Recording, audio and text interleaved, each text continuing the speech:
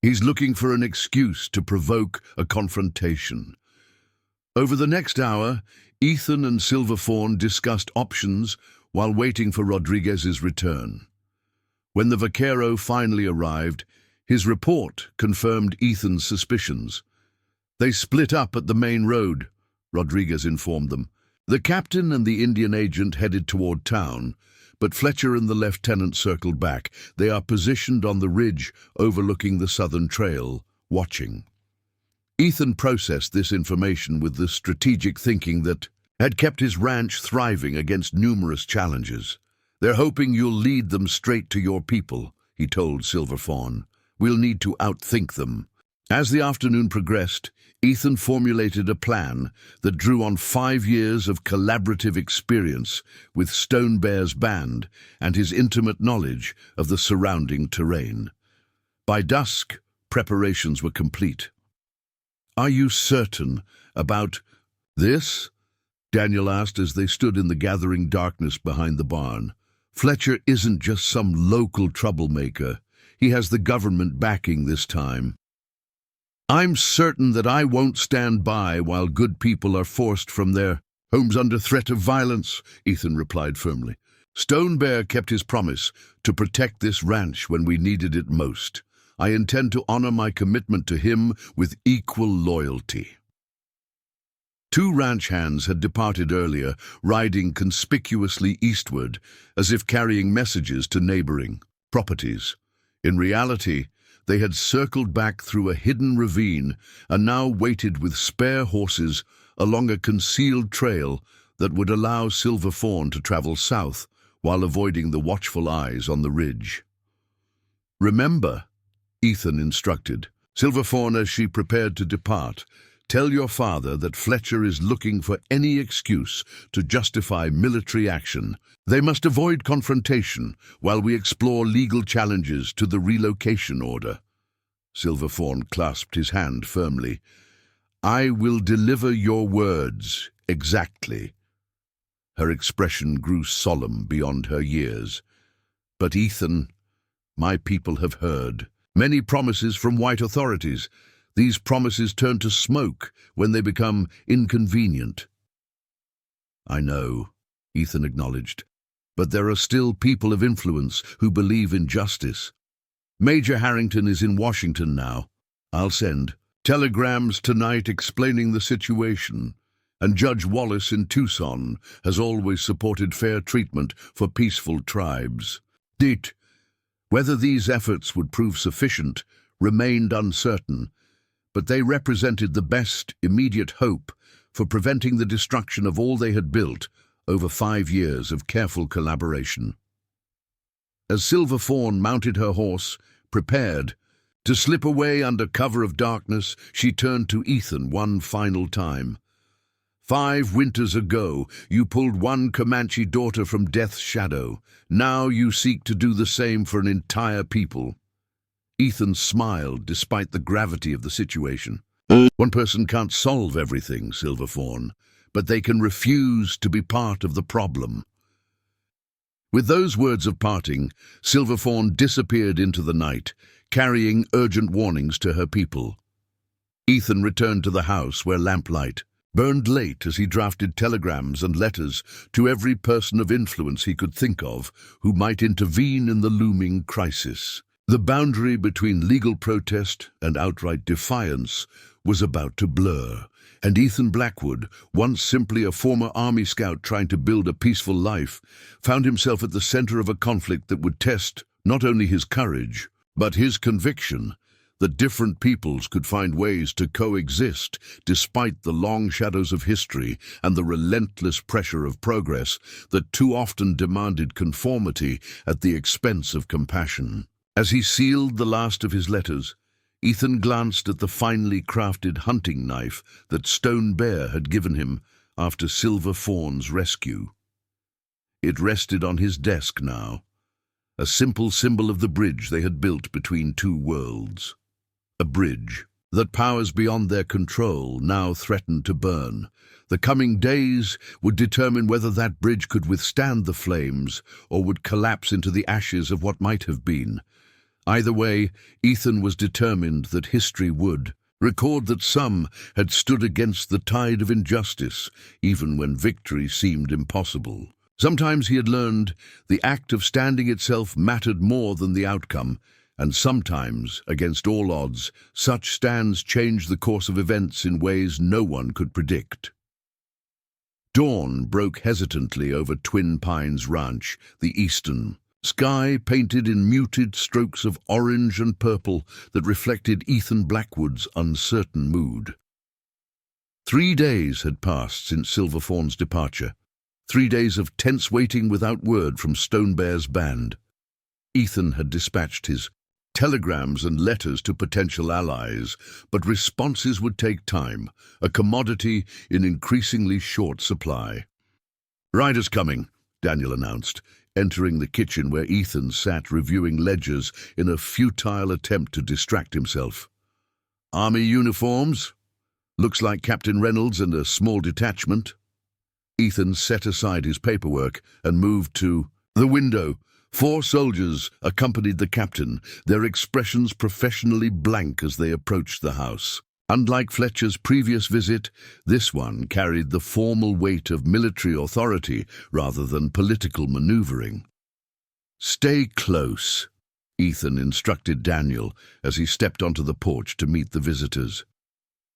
"But let's hear what they have to say before we assume the worst." Captain Reynolds dismounted with crisp efficiency, removing his hat as he approached, a courtesy that suggested this wasn't merely an enforcement action. "Mr. Blackwood," he greeted Ethan with a respectful nod. "I hope I'm not intruding." "That depends on your purpose, Captain," Ethan replied evenly. Reynolds gestured toward the porch. "Might we speak privately? I believe we share certain concerns that would be better discussed away from additional ears." The unexpected request piqued Ethan's curiosity. He nodded toward a pair of chairs at the far end of the porch, positioned to capture morning sunlight, while offering a measure of privacy. "Daniel, perhaps some coffee for our guests," he suggested, signaling his foreman that the situation didn't appear immediately threatening.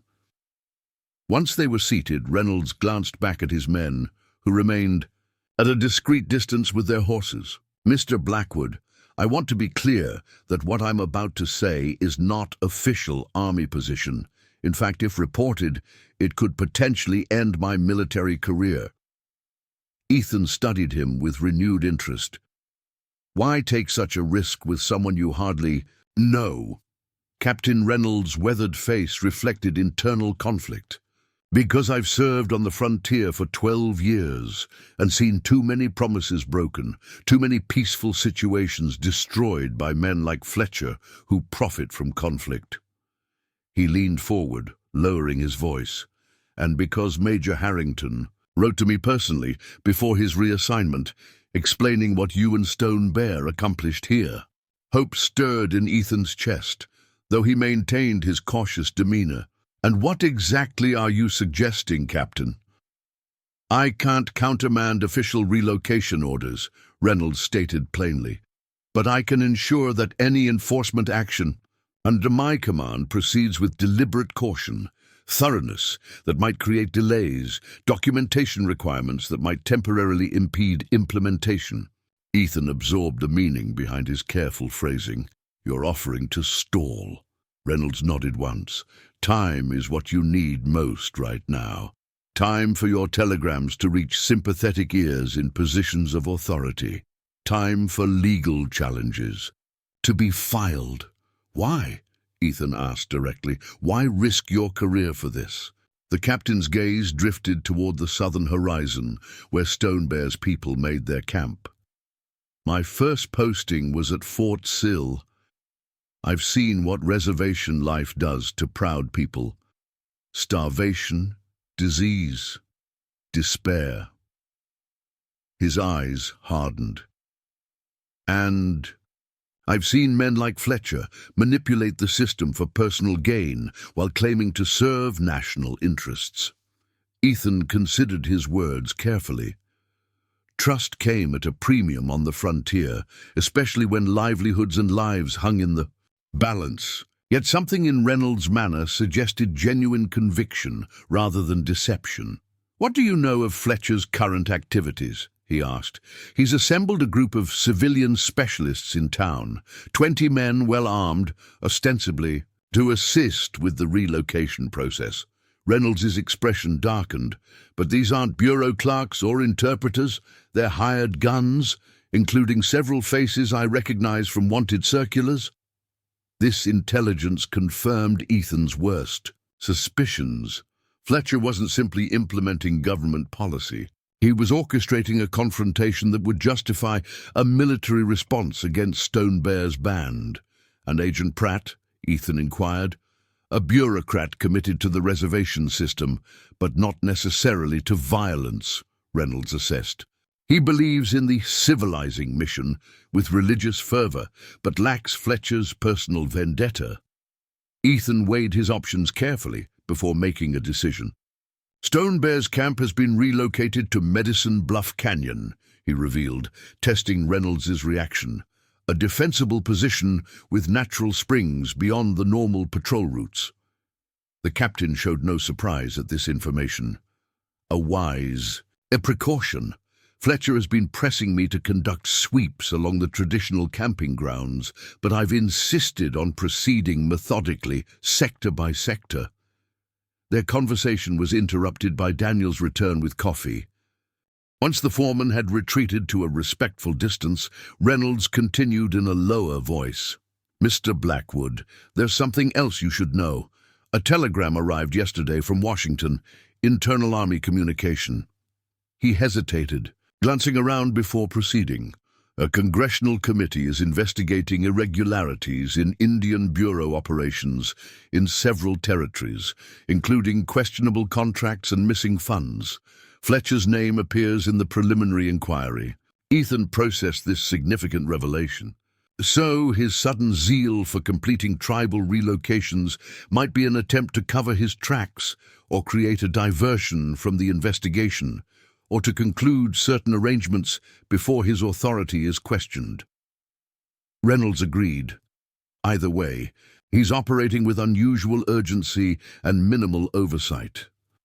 Their exchange was cut short by the distant sound of approaching hoofbeats, a single rider approaching at speed from the southern trail. Ethan recognized Rodriguez's distinctive riding posture long before his features became visible. "One of my hands," he explained to Reynolds, rising from his chair. "Excuse me, Captain." Rodriguez pulled his lathered horse to a stop in the yard, his expression tense as he spotted the military presence. Ethan moved quickly to intercept him before he could speak imprudently. "What news?" he asked quietly as Rodriguez dismounted. The vaquero wiped dust from his face, keeping his voice low. "Stone Bear sends word. Fletcher's men have been scouting the southern canyons. They found tracks near Thunder Creek yesterday and followed them until nightfall." Ethan felt a chill despite the warming day. Thunder Creek lay less than 3 miles from Medicine Bluff Canyon. Fletcher was closing in on Stone Bear's new location. "There's more," Rodriguez continued grimly. "2 of Stone Bear's young hunters are missing.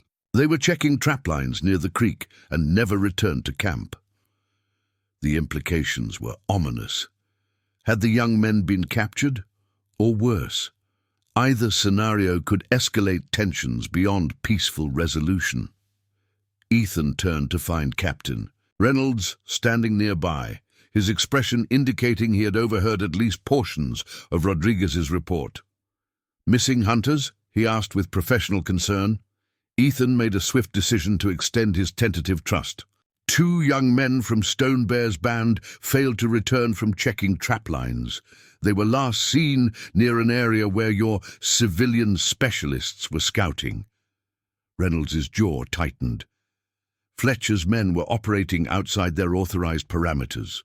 They were explicitly instructed not to engage with any tribal members encountered during reconnaissance. "It seems those instructions were ignored," Ethan observed grimly. The captain squared his shoulders, decision crystallizing in his eyes. "I need to return to town immediately. If Fletcher's men have detained or harmed tribal members without authorization, it falls under military jurisdiction to investigate. And if they resist your authority, Ethan pressed, then their true intentions become clear, Reynolds replied, and the record will show who instigated any conflict that follows. After the captain's departure with his detachment, Ethan assembled his most trusted hands to discuss the deteriorating situation. Daniel, Rodriguez, and 3 others gathered in the ranch office, their expressions reflecting the gravity of circumstances. "Rodriguez, ride back to Stone Bear with a message," Ethan instructed.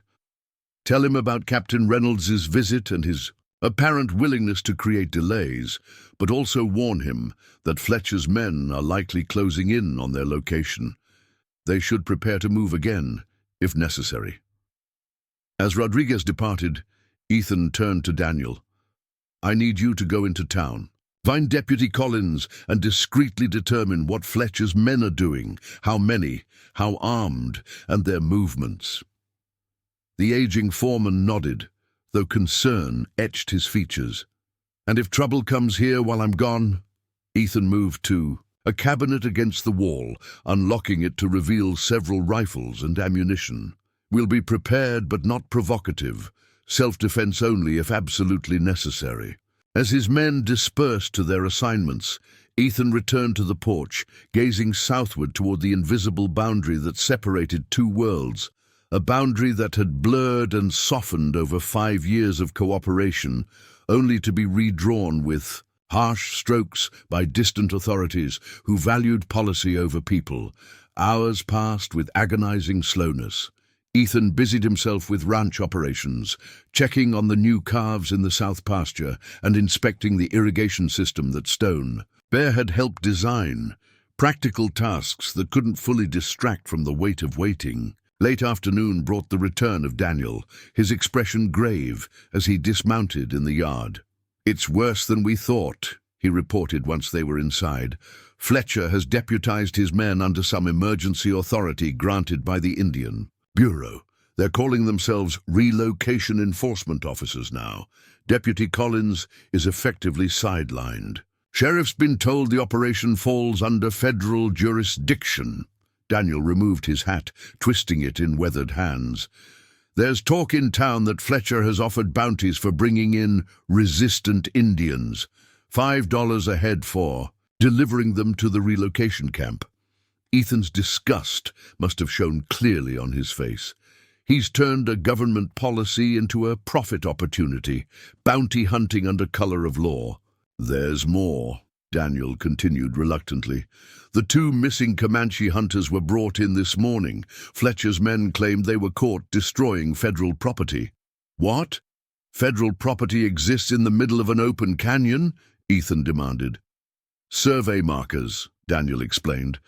Fletcher apparently had markers placed declaring the area federal reserve land. When the young men removed one, his officers took them into custody.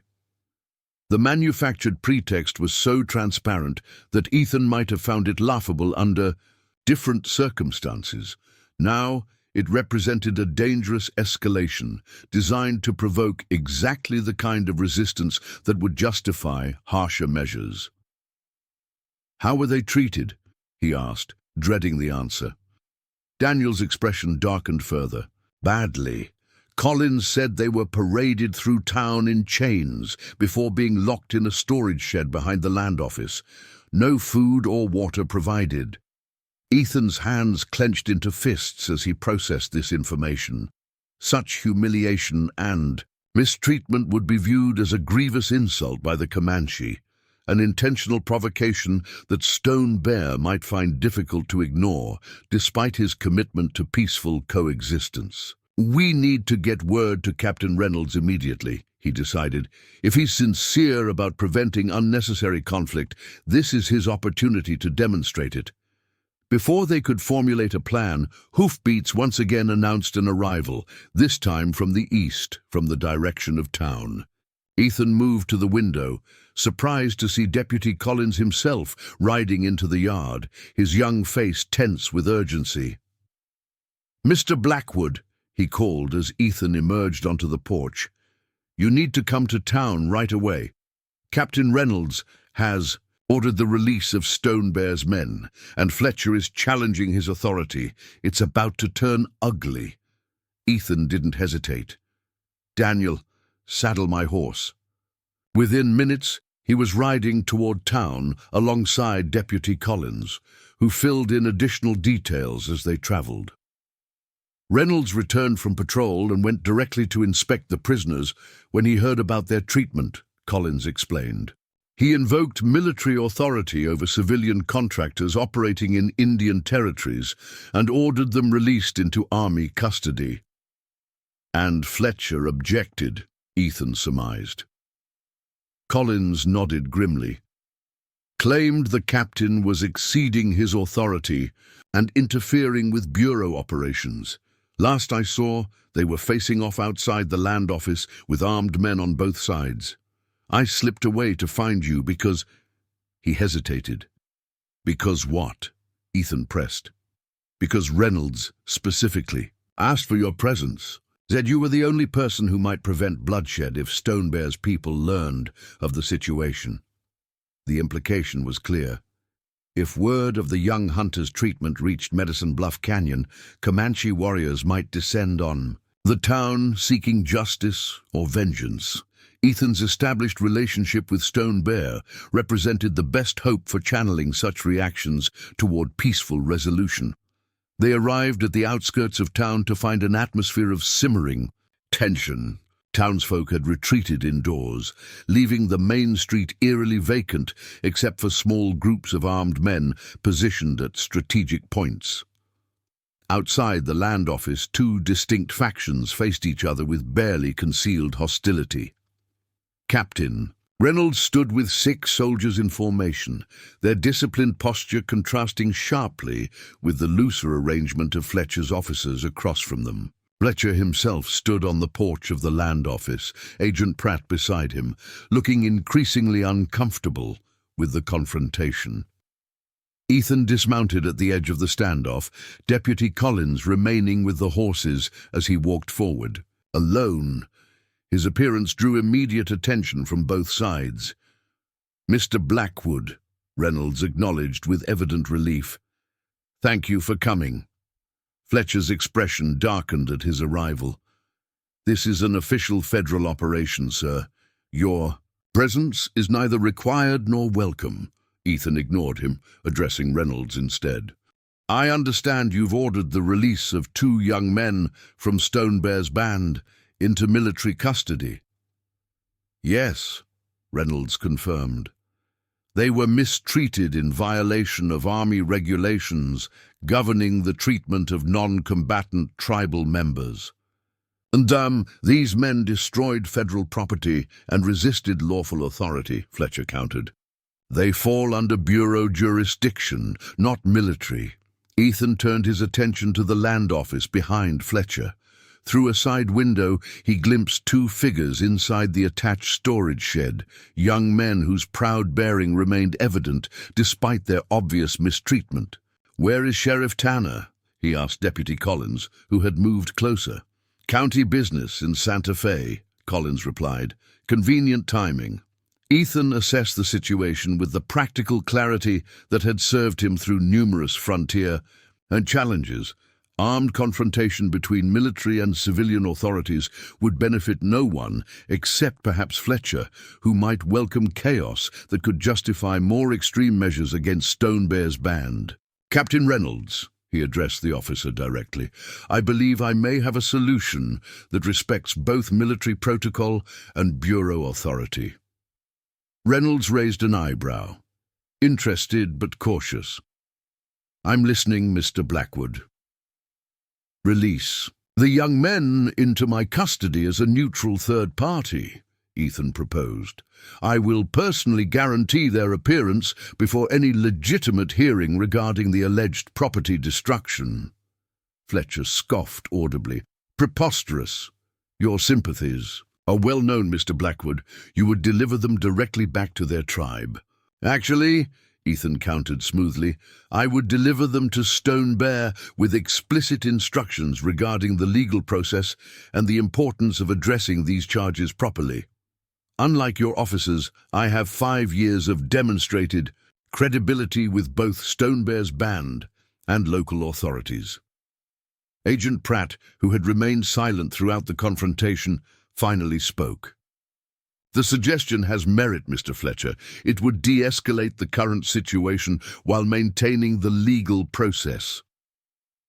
Fletcher turned on Pratt with barely contained fury. "You would trust a frontier rancher over federal authority?" "I would. Trust established diplomatic channels that have maintained peace for 5 years," Pratt replied with unexpected firmness. "If our goal is truly orderly relocation rather than conflict, Mr. Blackwood's relationship with Stone Bear represents a valuable resource rather than an impediment." Ethan watched the exchange with concealed surprise. Perhaps Agent Pratt's commitment to his civilizing mission included enough genuine concern for native welfare to recognize the destructive potential of Fletcher's approach. Reynolds seized the opening. "A compromise, then. The young men remain under technical military jurisdiction, but in Mr. Blackwood's physical custody. He will ensure their proper treatment and their appearance at any legitimate hearing." Fletcher found himself suddenly isolated, with both military and bureau representatives supporting a solution that would prevent the confrontation he apparently sought. His face flushed with suppressed rage, but political instinct prevailed over emotion. "Very well," he conceded with poor grace. "But Mr. Blackwood will sign a formal document accepting full responsibility for these prisoners, and if they fail to appear when summoned, he will face charges of interfering with federal operations." Ethan nodded his acceptance of these terms, knowing they represented a temporary victory at best. The larger conflict over tribal relocation remained unresolved, but an immediate crisis had been averted. As legal documents were prepared inside the land office, Ethan caught Reynolds's eye and nodded slightly in appreciation of his willingness to stand firm. The captain returned the gesture with professional restraint that couldn't quite conceal his satisfaction at outmaneuvering Fletcher. Within the hour, Ethan departed town with 2 silent Comanche riders flanking his horse. Neither young man had spoken during their release, maintaining dignified silence even as their chains were removed. Now they rode straight-backed, despite visible bruises and obvious exhaustion, their expressions unreadable. Only when the town disappeared behind them did the older of the two finally speak, his English halting but intelligible. "Silver Fawn said you would come." Ethan glanced at him in surprise. "You've spoken with Silver Fawn?" The young warrior nodded once. "She told us stories of the man who pulls people from dark places, who stands between them and harm." A hint of a smile touched his stoic features. "Now we have our own story to tell." As they rode southward toward Medicine Bluff Canyon, where Stone Bear awaited news of his missing hunters, Ethan reflected on the unintended legacy that had grown from a single act of compassion years earlier. The rescue of one wounded woman from a canyon had expanded into something far more significant, a commitment to justice that transcended the artificial boundaries between peoples. The battle with Fletcher was far from over. His wounded pride and thwarted ambitions would only fuel his determination to destroy what Ethan and Stone Bear had built. But for this moment, riding across the Arizona plains with 2 young lives preserved from injustice, Ethan found quiet satisfaction in proving that different choices remained possible, even on a frontier where violence too often prevailed over understanding. The sun began its descent toward the western horizon, painting the landscape in amber hues that symbolized both ending and continuation, the complex reality of a story still unfolding between 2 peoples whose futures had become unexpectedly intertwined. The council fire burned low in Medicine Bluff Canyon, its golden light illuminating the solemn faces of those gathered in its circle. Ethan Blackwood sat between Captain Reynolds and Stone Bear, an unlikely mediator in an unprecedented meeting. 3 days had passed since his intervention in town had secured the release of the young hunters. 3 days of fragile calm, punctuated by increasing tension, as Fletcher continued to consolidate his forces. The former colonel has requested reinforcements from Fort Grant, Reynolds informed the council, his military bearing softened by the informal setting. Officially to ensure orderly compliance with relocation directives, unofficially to provide the force needed for his true intentions. Stone Bear's weathered face remained impassive as he absorbed this information.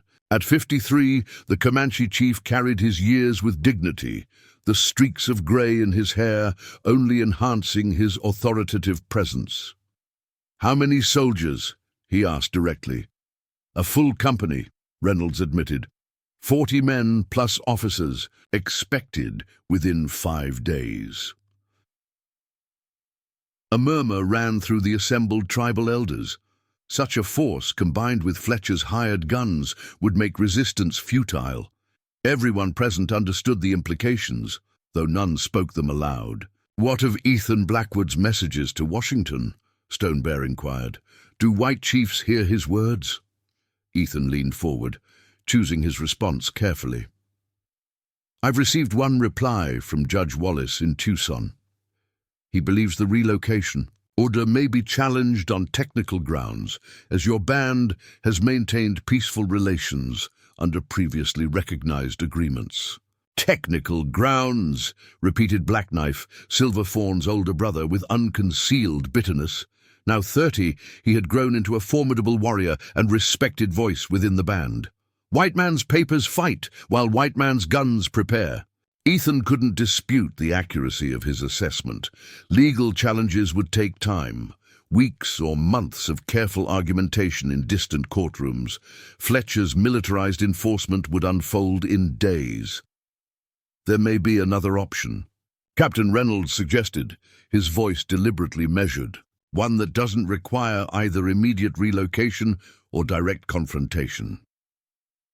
All eyes turned to the army officer, suspicion and hope mingling in equal measure. Reynolds had proven himself distinct from Fletcher in both character and intention, but he remained a representative of the government that had systematically broken promises to native peoples for generations. The relocation orders specify that all Comanche bands must report to the Fort Sill Reservation, Reynolds explained, but there is precedent for establishing temporary supervised encampments during transitional periods, particularly when seasonal conditions might endanger vulnerable members during forced movement. Ethan grasped his meaning immediately. "You're suggesting a delay under official sanction." Reynolds nodded, continuing his explanation for the tribal leaders. "I could authorize a temporary encampment here, designating it as a transitional preparation site. This would satisfy the letter of the relocation order while providing additional months for legal challenges to be heard." Stone Bear considered this carefully. "And Fletcher, he will accept this paper shield. He'll have no choice if it carries proper military authorization," Reynolds replied, "at least not without openly defying army authority, which would undermine his carefully constructed legitimacy."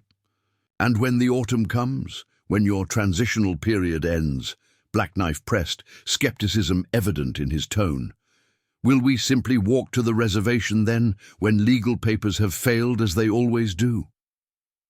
The question hung in the air, addressing the fundamental reality that temporary solutions eventually expired, leaving the same essential problem intact. Silverthorn, who had remained silent throughout the discussion, finally spoke. Now a young woman straddling 2 worlds, she had absorbed knowledge from both cultures while maintaining her Comanche identity. Her voice carried the thoughtful consideration Ethan had encouraged through years of informal education. "Perhaps we are thinking too narrowly," she suggested. The white government sees only two paths, the reservation or resistance. But Ethan Blackwood and my father created a different path 5 years ago, one of cooperation rather than submission or conflict. Ethan turned toward her with interest. "What are you proposing, Silver Fawn?" "A formal agreement," she explained, warming to her concept. "Not a temporary delay, but permanent recognition of our band's special status, designated for our use, not as a reservation controlled by agents, but as a cooperative territory, where we maintain our ways while adapting what serves us from white knowledge." The boldness of the proposal stunned the council into momentary silence. It was unprecedented, a radical reimagining of the relationship between tribal peoples and government authority. "Impossible," Reynolds stated, though his tone suggested reluctant dismissal rather than outright rejection. "Current policy allows no such exception." Current policy also permitted no exception to drought-stricken cattle dying of thirst, Stonebear observed with quiet intensity. Yet water was found when different knowledge was respected. Current policy permitted no peaceful coexistence between Comanche and settler, yet 5 years have proven otherwise. Ethan's mind raced with possibilities.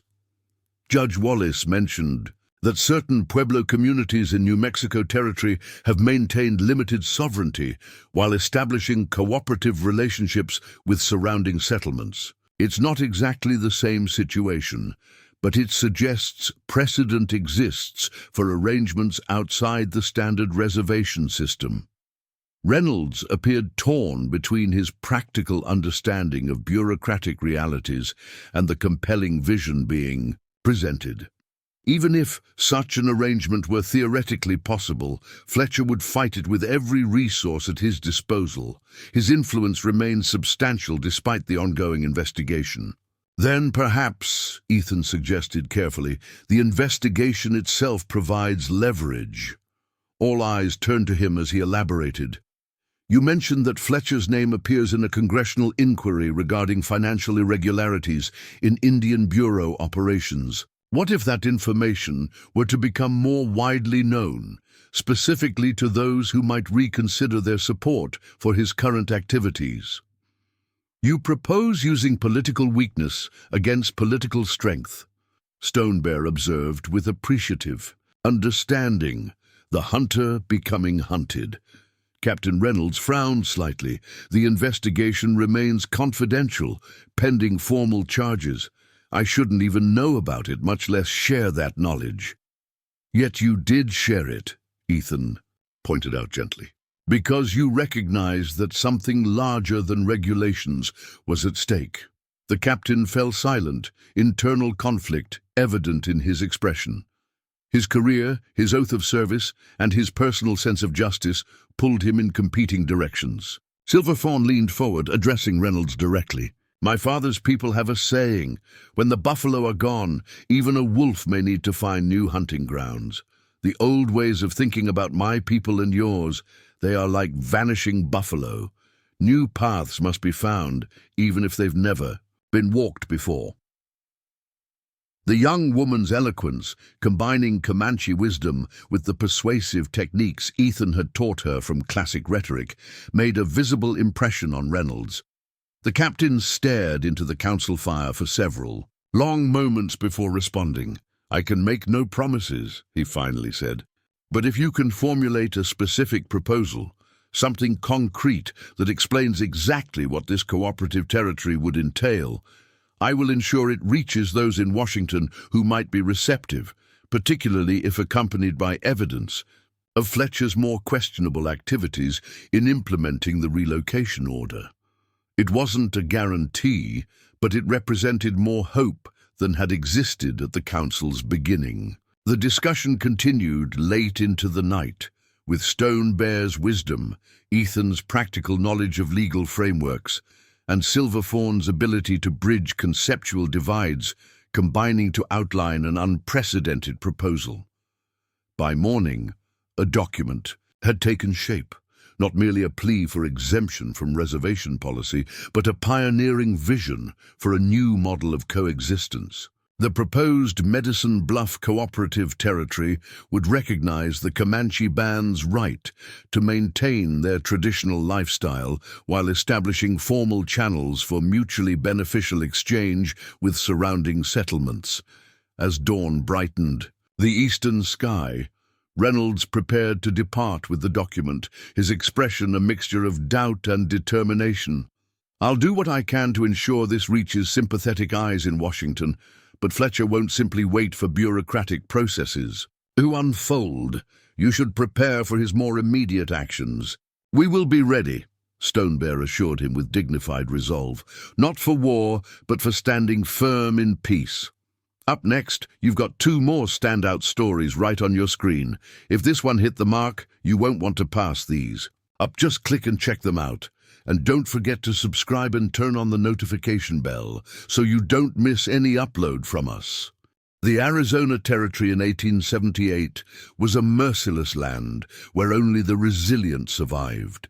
Between scorching heat, scarce water, and the ever-present tensions between settlers and native tribes, each day demanded equal measures of fortitude and wisdom. For Ethan Blackwood, a former Army scout turned rancher, these qualities would be tested beyond imagination when an unexpected encounter in the wilderness altered the course of his life forever. This is the extraordinary account of how one man's act of humanity in saving a Comanche chief's daughter led to a dawn confrontation that would become whispered legend across the southwestern frontier. Before we jump back in, tell us where you're tuning in from, and if this story touches you, make sure you're subscribed, because tomorrow I've saved something extra special for you. The summer of 1878 brought a drought to the northern Arizona, territory that punished both the land and those who dared claim it. 4 months without meaningful rainfall had transformed the once promising grasslands surrounding Ethan Blackwood's modest ranch into a landscape of cracked earth and withering vegetation. Cattle lowed mournfully in the distance, their ribs increasingly visible as grazing land deteriorated with each passing week. At 36, Ethan had endured more hardship than most men twice his age. The faded letters from his time as an Army scout remained tucked in a trunk beneath his bed, reminders of a life he had deliberately left behind 3 years prior. His dream of building a cattle operation far from the memories of war now seemed increasingly tenuous, the drought threatening to destroy everything he had built. The Twin Pines Ranch sat on what was considered the edge of Comanche hunting territory, though increased military presence had pushed most tribes further south and west. Relations had been relatively peaceful in this stretch of territory for nearly 18 months, but Ethan maintained vigilance. His time scouting for the Army had taught him that peace on the frontier was as unpredictable as the weather. "Water levels down another 4 inches in the main well, Mr. Blackwood," reported Daniel Morgan, his foreman of 2 years, and one of only 3 hands who had stayed through the drought. Ethan ran a calloused hand through his sun-bleached hair, squinting at the horizon as if searching for rain clouds that refused to appear. "How much water remains in the reserve?" he asked, though he dreaded the answer. 10 days, maybe 12 if we're careful with it," Daniel replied, his weathered face betraying genuine concern. At 52, the former buffalo hunter had witnessed droughts before, but the severity of this one troubled even his experienced eyes. "Then we'll be careful," Ethan stated, with the quiet determination that characterized his approach to ranching. "I'll ride out to check the southern canyons myself. There might still be some water in the deeper ravines." "I could handle that." "And for you," Daniel offered, though he anticipated Ethan's response. A faint smile crossed Ethan's face. "You've got your hands full keeping what cattle we have left alive. Besides," he added, checking the loads in his Colt revolver before returning it to its holster, "I need to clear my head. Been too long since I've ridden the full boundary."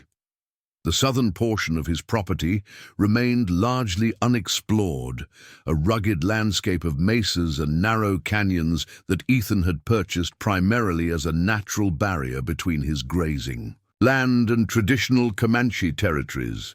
Legend spoke of hidden springs deep within the canyons, water sources that survived even the harshest droughts, protected from the relentless sun by towering rock walls.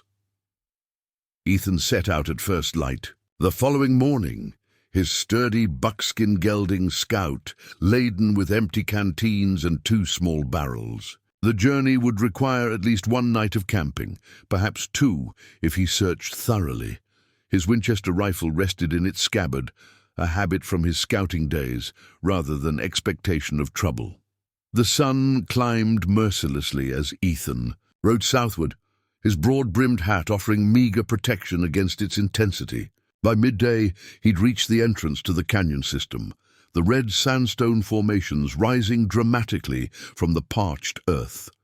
Dismounting, he led Scout carefully along game trails that wound between the towering walls, searching for any sign of water.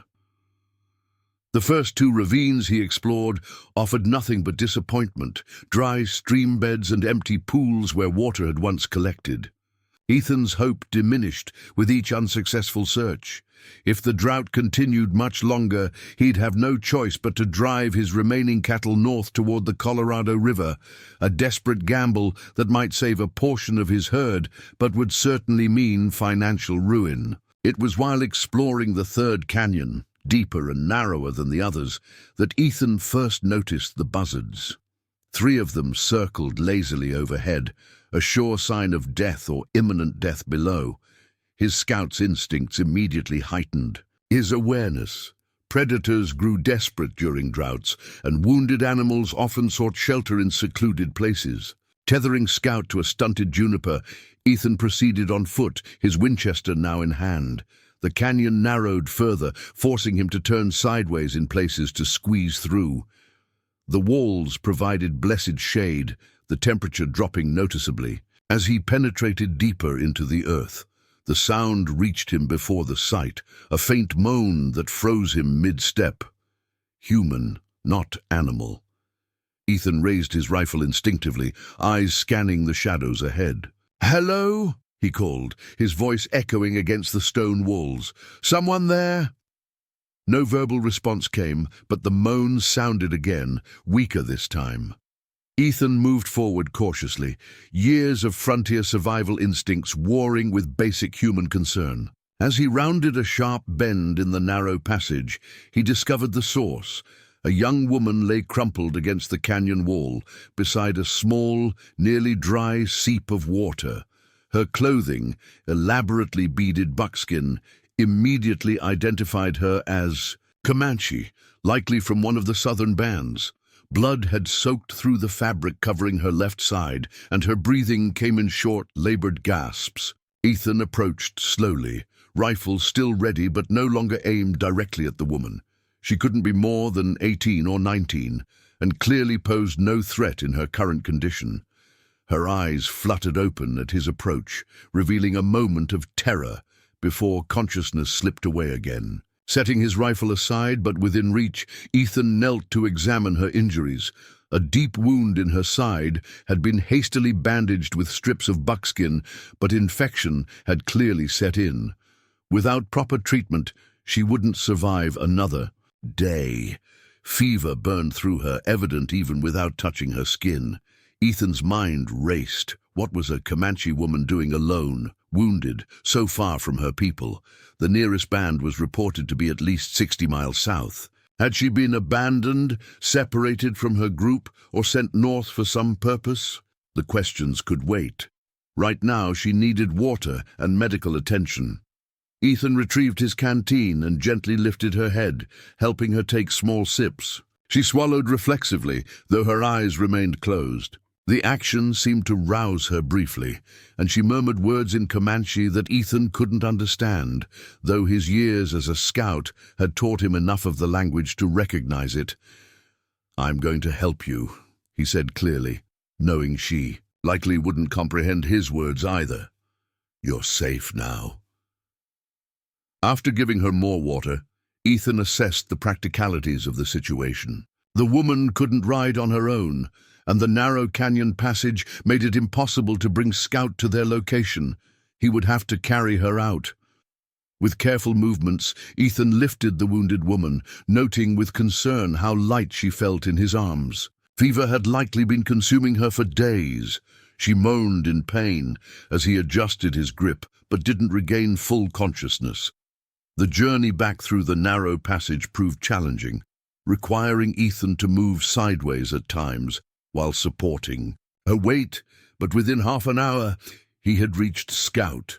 The buckskin gelding snorted nervously at the scent of blood and an unfamiliar person, but settled under Ethan's calm commands. Using rope and his bedroll, Ethan fashioned a secure seat across the saddle, then carefully positioned the woman so she wouldn't fall during the journey home.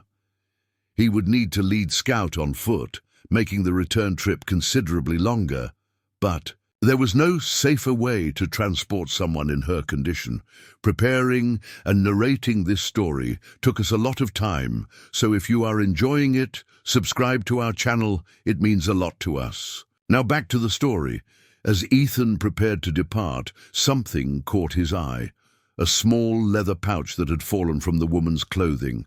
He retrieved it, intending to return it to her, when he noticed the distinctive pattern of beadwork. The design was one he recognized from his scouting days, the mark of Chief Stone Bear, one of the most feared and respected Comanche war chiefs in the Southern Territories.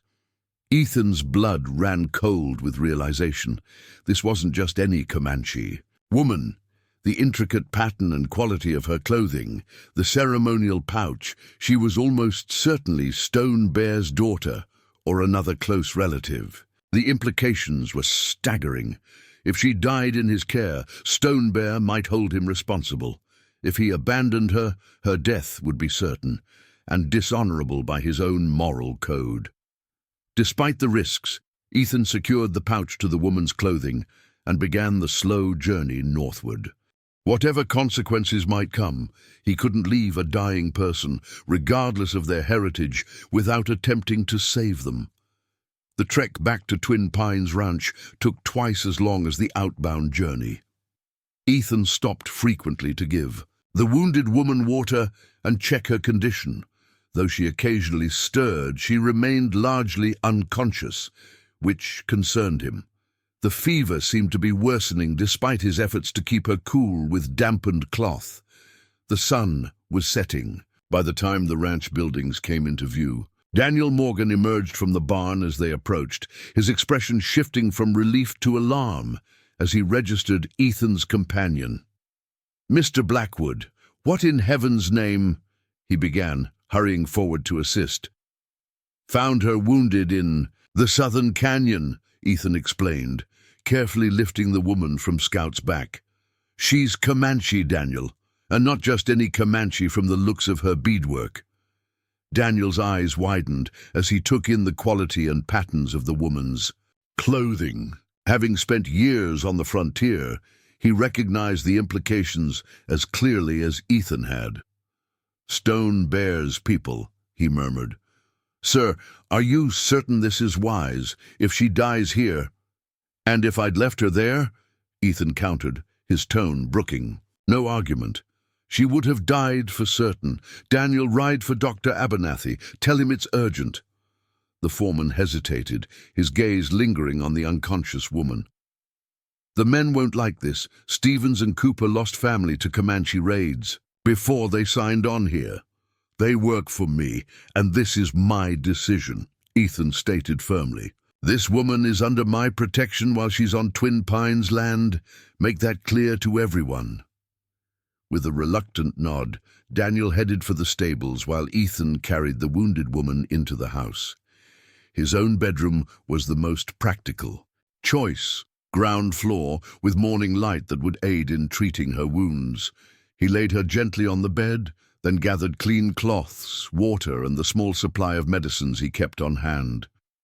Sarah Wilson, The middle-aged woman who cooked and handled household duties gasped audibly when Ethan called her in to assist. "A Comanche, here in your own bed." "She's dying, Sarah," Ethan said simply. "Would you have me leave her to the buzzards?" Sarah's expression softened slightly. "No, sir, that wouldn't be Christian." She rolled up her sleeves. "What do you need me to do?" "Heat water for cleaning her wound, and bring broth if there's any from today's cooking." As Sarah hurried to comply, Ethan carefully cut away the makeshift bandage to examine the wound properly. An arrow or spear had pierced her side, missing vital organs but causing significant blood loss. More concerning was the angry red infection, spreading outward from the injury. Without proper medicine, even his best efforts might not be enough. Over the next several hours, Ethan cleaned the wound thoroughly, applied a poultice of herbs he'd learned about from an Apache scout during the war, and managed to get some broth and water into the young woman. Throughout it all, she drifted between unconsciousness and delirium, occasionally murmuring in Comanche or crying out in pain. Dr. Frederick Abernathy arrived near midnight, his weathered face grave as Ethan explained the situation. The doctor examined the woman thoroughly, his experienced hands gentle despite his obvious concern about her heritage. "The wound itself isn't fatal," he reported, as he worked to stitch the torn flesh properly. "But the infection is severe. She's young and strong, which works in her favor. But she was very near the end when you found her, Ethan." Ethan nodded, holding a lamp closer so the doctor could see better. "Will she survive? If the fever breaks within the next day, yes. If not—" Abernathy left the sentence unfinished as he bandaged the wound with clean cloth. "Keep giving her water, as much as she'll take. The broth is good too. Her body needs strength to fight the infection." As the doctor packed his bag to leave, he pulled Ethan aside, lowering his voice. "I understand why you couldn't leave her out there. Any decent man would have done the same. But have you considered what happens if, when, her people come looking for her?" "I have," Ethan replied soberly. "From her clothing and beadwork, I believe she's connected to Chief Stone Bear's band." Abernathy's expression grew even more concerned. "Stone Bear is not known for his forgiveness toward white settlers, Ethan, even those with good intentions." "What would you have done, Frederick?" Ethan asked quietly. After a moment's consideration, the doctor sighed. "Exactly what you did. I suppose, just be careful. Send word if her condition changes, better or worse." After the doctor departed, Ethan settled into a chair beside the bed, prepared for a sleepless night of vigilance. The young woman had finally fallen into a more natural sleep, her breathing still labored, but steadier than before. In repose, with the pain temporarily eased from her features, Ethan could see she was strikingly beautiful, with high cheekbones and a strength of character evident even in unconsciousness. "What happened to you?" he murmured, though he expected no answer. "And how did you end up so far from your people?" Outside, the drought-stricken land lay quiet beneath a canopy of brilliant stars, offering no hints about the events that had brought this woman to his care, or what consequences might follow when dawn broke across the Arizona territory. The next morning brought subtle improvements in the Comanche woman's condition. Her fever, while still present, had diminished somewhat, and she accepted water more readily when Ethan roused her to drink. By midday, she was conscious enough to take in her surroundings with wary eyes, though she remained too weak to sit up without assistance. Word of their visitor had spread quickly among the ranch hands. Daniel reported mixed reactions, mostly concern rather than outright hostility, but tinged with the wariness that came naturally to frontier men who had witnessed the brutality of tribal conflicts. Two of the hands had requested permission to move their bedrolls into the barn rather than the bunkhouse, positioning themselves closer to the main house should trouble arise during the night. "They're not angry exactly," Daniel explained as he and Ethan spoke quietly on the porch. "Just cautious. Memories run long out here. Ethan understood their concerns better than most. The Arizona Territory had seen decades of violence between settlers and native tribes, with atrocities committed on both sides. Peace was tenuous at best, often broken by misunderstandings or provocations from either direction. But looking at the wounded woman recovering in his bed, he couldn't bring himself to regret his decision. "Tell them I understand their concerns," he told Daniel. "Anyone who wants to sleep closer to the main house may do so. But she stays until she's well, enough to travel." Throughout the day, Ethan made gradual progress in communicating with the young woman. Through gestures and the few Comanche words he remembered from his scouting days, he learned that her name was Nu Taibo Pue, which translated roughly to silver fawn. She had been separated from a hunting party when they were attacked by a band of Apache raiders 4 days earlier. An arrow had struck her during the chaos, and she had fled northward, becoming disoriented from blood loss and eventually collapsing in the canyon where Ethan found her. By evening, Silver Fawn had managed to sit up with Ethan's help, accepting a small portion of stew that Sarah had prepared. Her dark eyes, though still glazed with fever, watched Ethan constantly, as if trying to understand his motivations or assess whether he represented safety or a new threat. When Ethan showed her the beaded pouch he had retrieved from the canyon, her expression changed dramatically. She reached for it with a trembling hand, clutching it to her chest once he gave it to her. Through halting gestures and the few words they could share, Ethan came to understand that the pouch contained medicine objects of great significance to her father, who was indeed Chief Stone Bear, confirming Ethan's suspicions.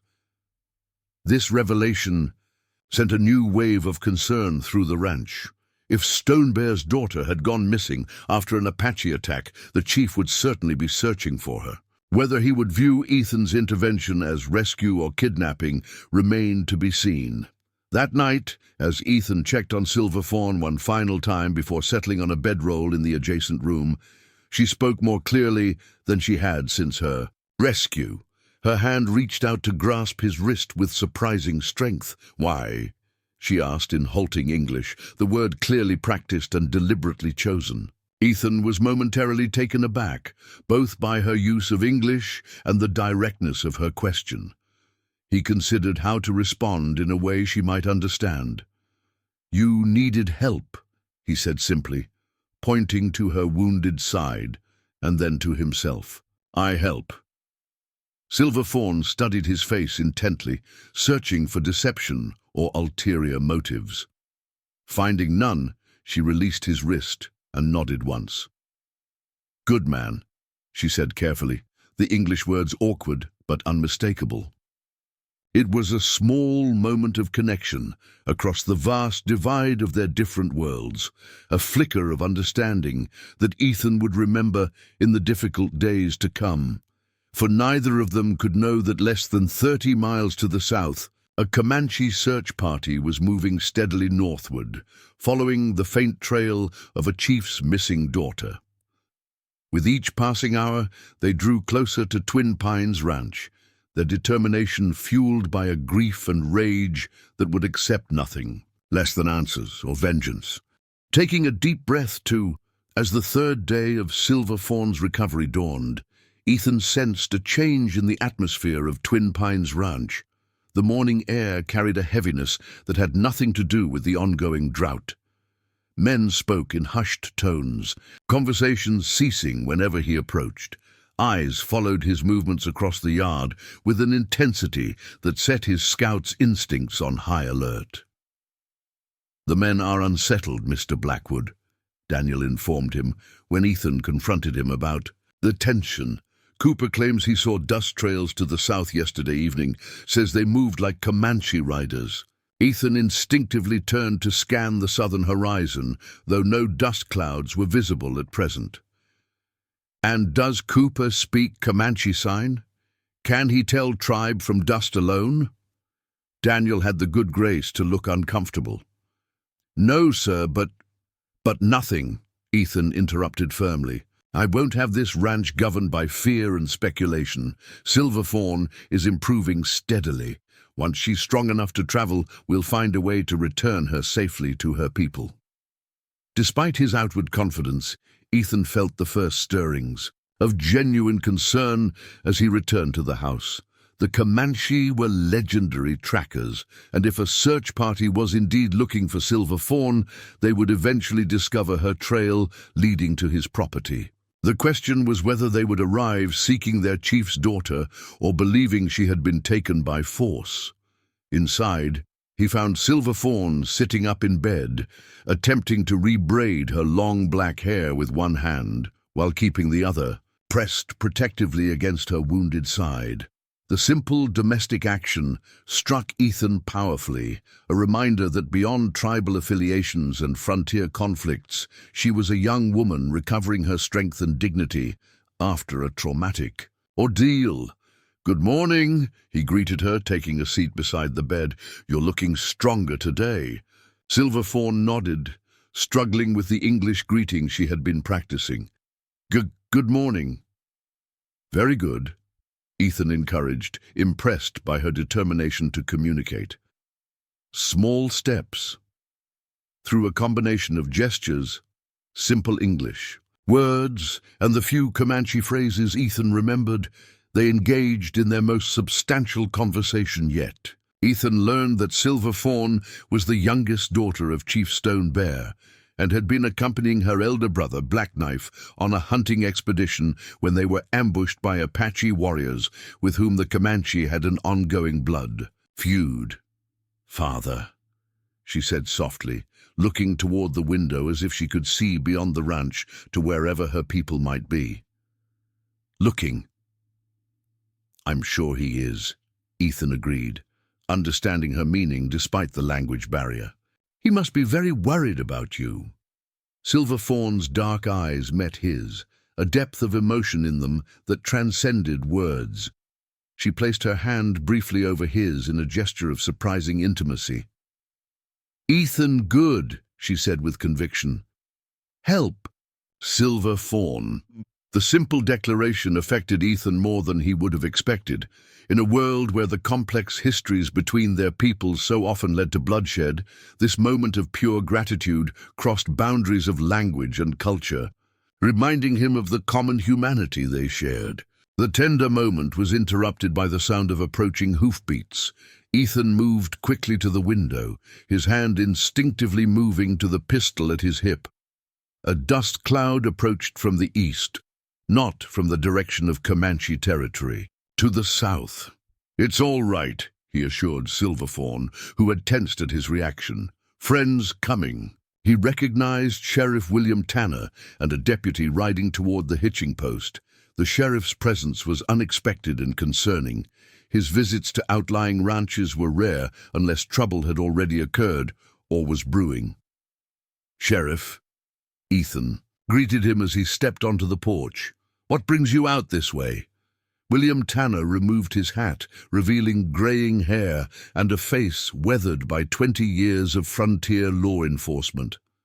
He had earned respect throughout the territory for his fairness, even among those who disagreed with his occasional leniency toward the native tribes. "Word travels fast, Ethan," he said, declining to dismount. "Heard you brought a Comanche woman onto your property." Ethan's spine stiffened slightly. "I rescued a dying woman I found in the southern canyons. Yes, she's Comanche. Chief Stone. Bear's daughter, in fact." The sheriff's eyebrows rose at this confirmation. "That explains the other news. Parker and Wilson rode into town this morning claiming they spotted a Comanche war party headed this way. Said they counted at least 20 braves moving north along Red Rock Creek." "And you believe Parker and Wilson?" Ethan asked skeptically. Both men were known for their hatred of all native peoples after losing property in raids years earlier. Sheriff Tanner sighed, wiping sweat from his brow with a bandana. "I believe they saw something. Whether it was 20 braves or 5 hunters is another matter. But if there is a party coming this way, having Stone Bear's daughter here could put you in a precarious position. What would you have me do, Will?" Ethan challenged. "Turn her out before she's healed. Hand her over to your deputy to lock up in town. She's a person in need, not a bargaining chip." The sheriff studied him for a long moment. "Always were stubborn about doing what you thought was right, even back in your scouting days." He settled his hat back on his head.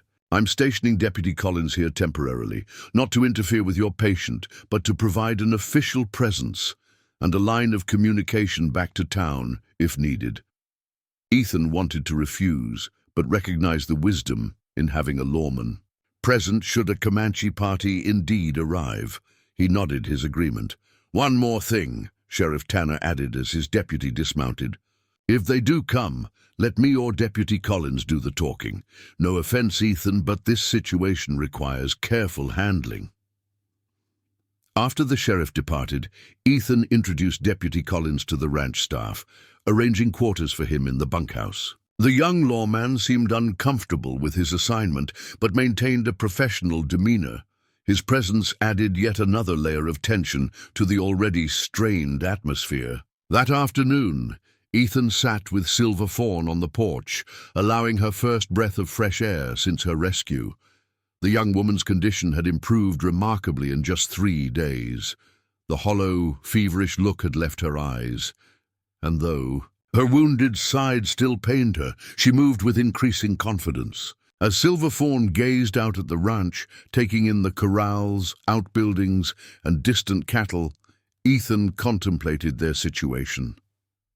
The likelihood of a Comanche search party had grown from possibility to probability. His decision to rescue Silver Fawn had been instinctive and right, but he hadn't fully considered the potential consequences for his ranch and the men who depended on him for their livelihood. "Mr. Blackwood!" Daniel's urgent call shattered his thoughts. The foreman was running from the southern fence line, rifle in hand. "Riders coming in from the south, at least 2 dozen.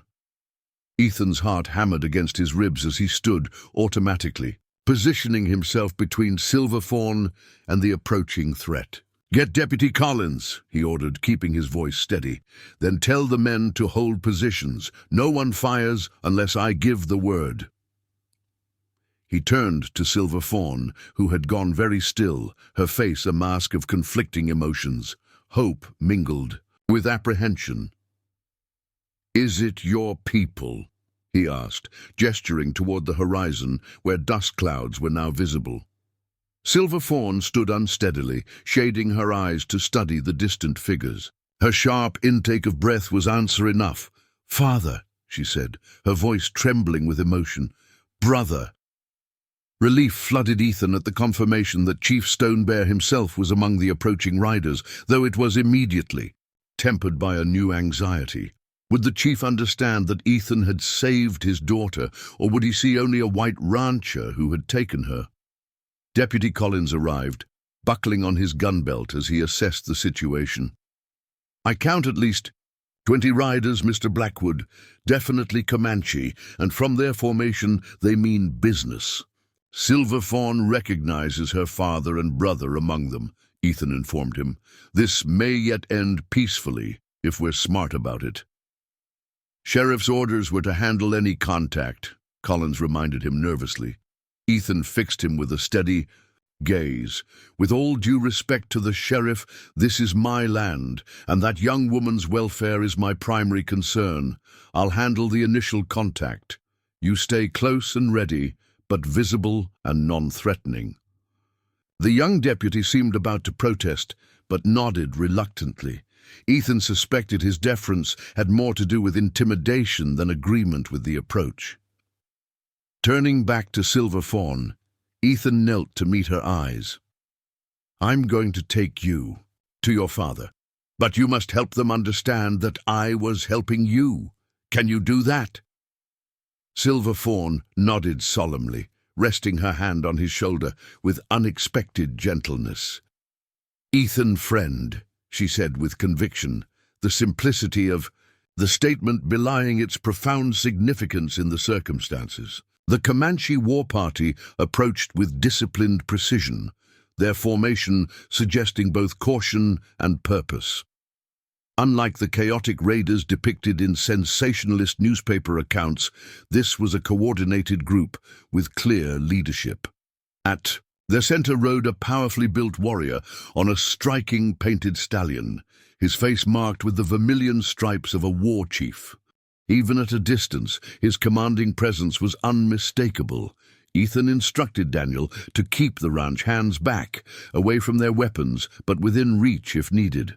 Steady himself, he walked slowly to the edge of the yard, stopping at a point, midway between his home and the approaching riders. Deputy Collins positioned himself a respectful distance behind, hand nervously hovering near his holstered revolver.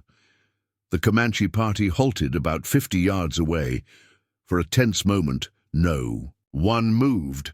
Then the central figure, undoubtedly Chief Stonebear, raised his hand in a gesture that was neither threatening nor entirely peaceful. Acknowledgement without commitment. Ethan gently urged Silverfawn forward a few steps, remaining close but allowing her to be clearly seen. The effect was immediate. A younger warrior broke formation with a cry that carried across the distance, spurring his horse forward before being called back sharply by the chief.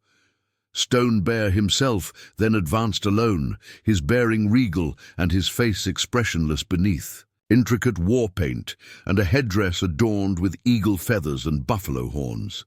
He stopped 20 paces from Ethan, regarding him with intense scrutiny before his gaze shifted to his daughter. Words flowed between them in the Comanche language, the chief's voice deep and controlled, Silverfawn's responses eager and animated as she gestured toward Ethan and her wounded side. She spoke rapidly, clearly recounting her ordeal and rescue. Deputy Collins shifted uncomfortably behind Ethan. "Blackwood, I don't like this. We can't understand what they're saying." "We don't need to," Ethan replied without taking his eyes from the scene before him. "She's speaking for us." After several minutes of conversation, Stonebear's expression remained unreadable as he turned his attention back to Ethan. To Ethan's surprise, the chief addressed him in heavily accented but comprehensible English. "I am Stonebear. This girl is my daughter." His voice carried the weight of authority, accustomed to being heeded without question. "She says you pulled her from death's shadow and healed her wounded flesh." Ethan nodded, maintaining direct eye contact despite the chief's intimidating presence.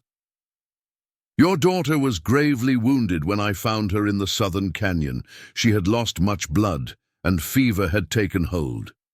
I brought her to my ranch and had our doctor tend to her injury." Stonebear studied him for another long moment. "Why would white man help Comanche woman?" "She needed help," Ethan answered simply. "That matters more than what people she comes from." Something flickered in Stonebear's dark eyes. Recognition, perhaps, or reassessment. He turned in his saddle and beckoned.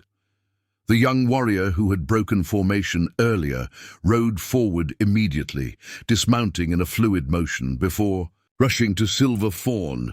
The family resemblance was unmistakable. This was Black Knife, the brother Silverfawn had mentioned. The reunion between siblings brought an unexpected tightness to Ethan's throat. Black Knife examined his sister's bandaged side with gentle touches, while she spoke rapidly, continuing to explain her rescue and recovery.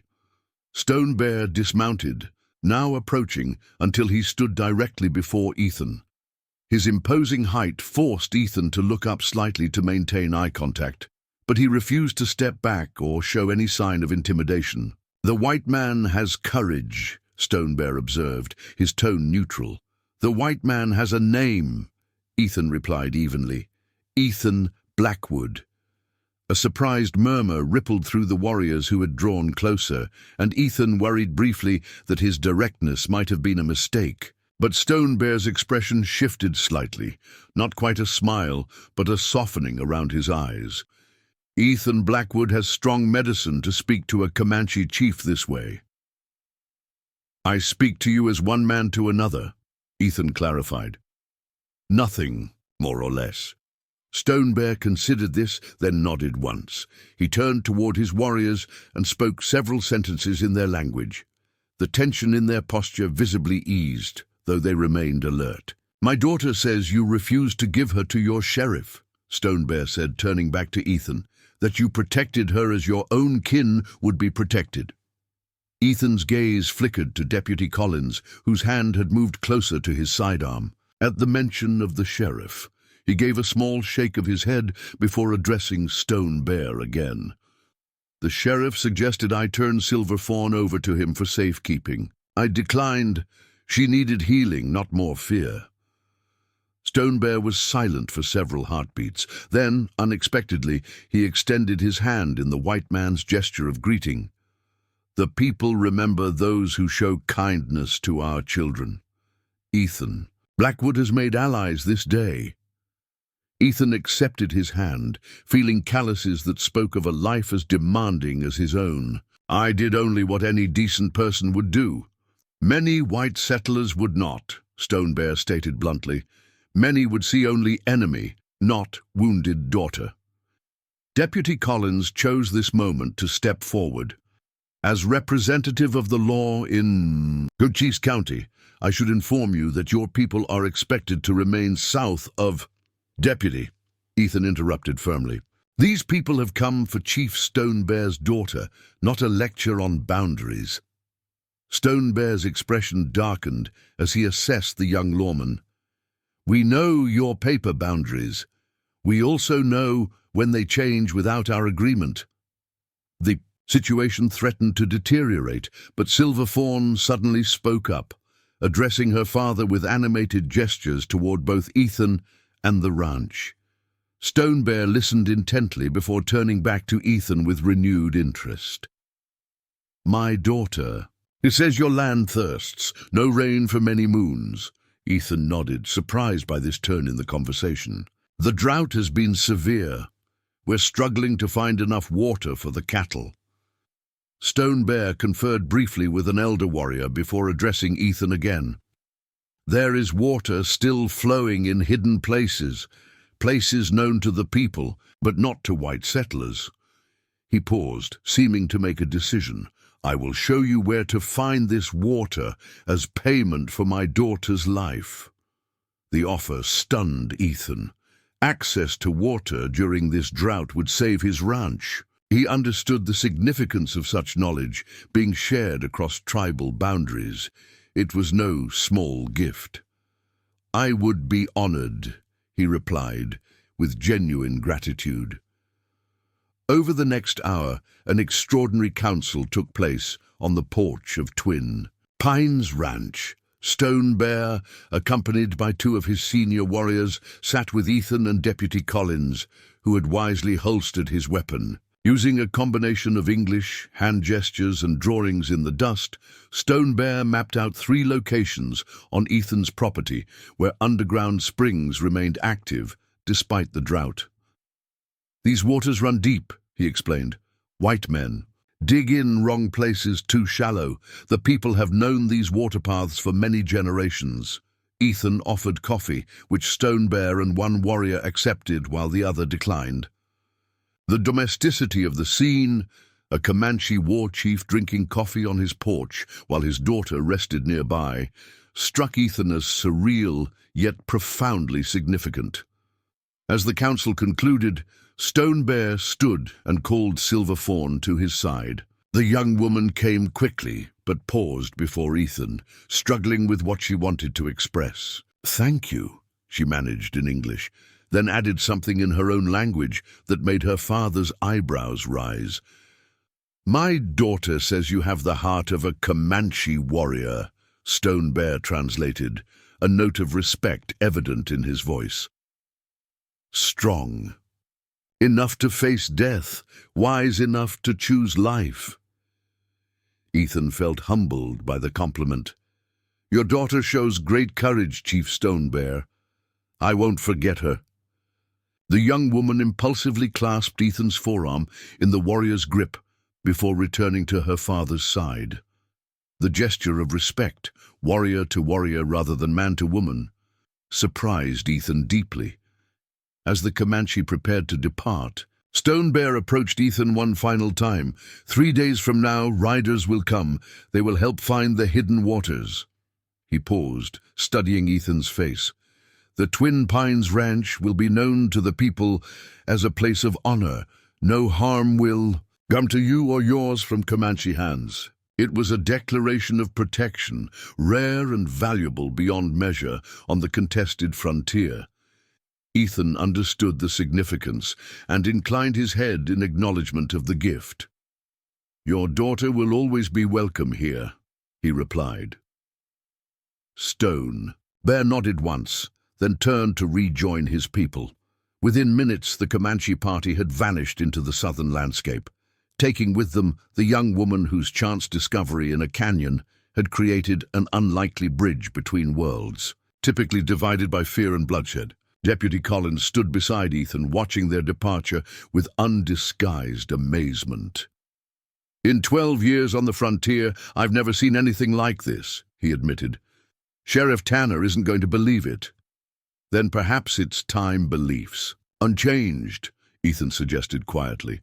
That evening, as the ranch settled into an atmosphere markedly different from the tension of previous days, Ethan sat alone on his porch, the drought-stricken land still stretched before him, but now holding promise rather than despair. The knowledge of hidden waters, combined with Stone Bear's pledge of protection, had transformed his circumstances in ways he was still processing.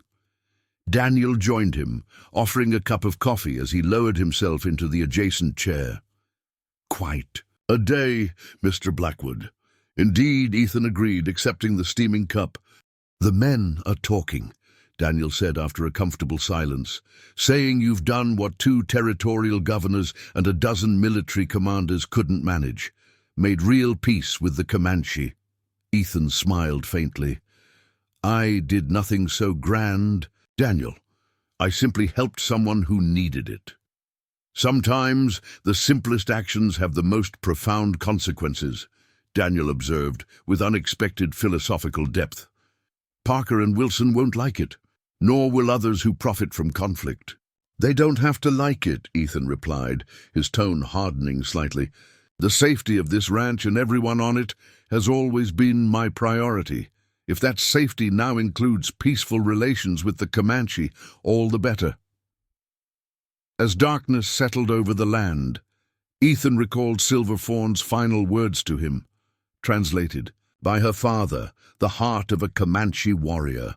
It was perhaps the finest compliment he had ever received, transcending the artificial boundaries that so often separated humanity into opposing camps. 3 days later, as promised, Comanche riders appeared on the horizon.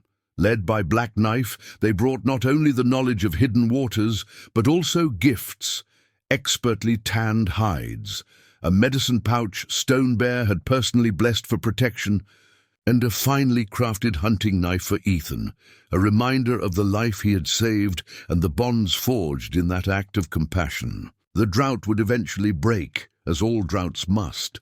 But long before the rains returned, Twin Pines Ranch flourished, its cattle watered from ancient springs known only to those who understood that compassion, like water, could flow beneath. The most unpromising surfaces, sustaining life where others saw only impossibility. And in years to come, when tensions flared between settlers and native peoples in surrounding territories, the story would be told of Ethan Blackwood and Silver Fawn, of a rescue, a healing, and a circle of protection drawn around a modest ranch. By a Comanche chief whose daughter had been pulled back from death's threshold by unexpected hands.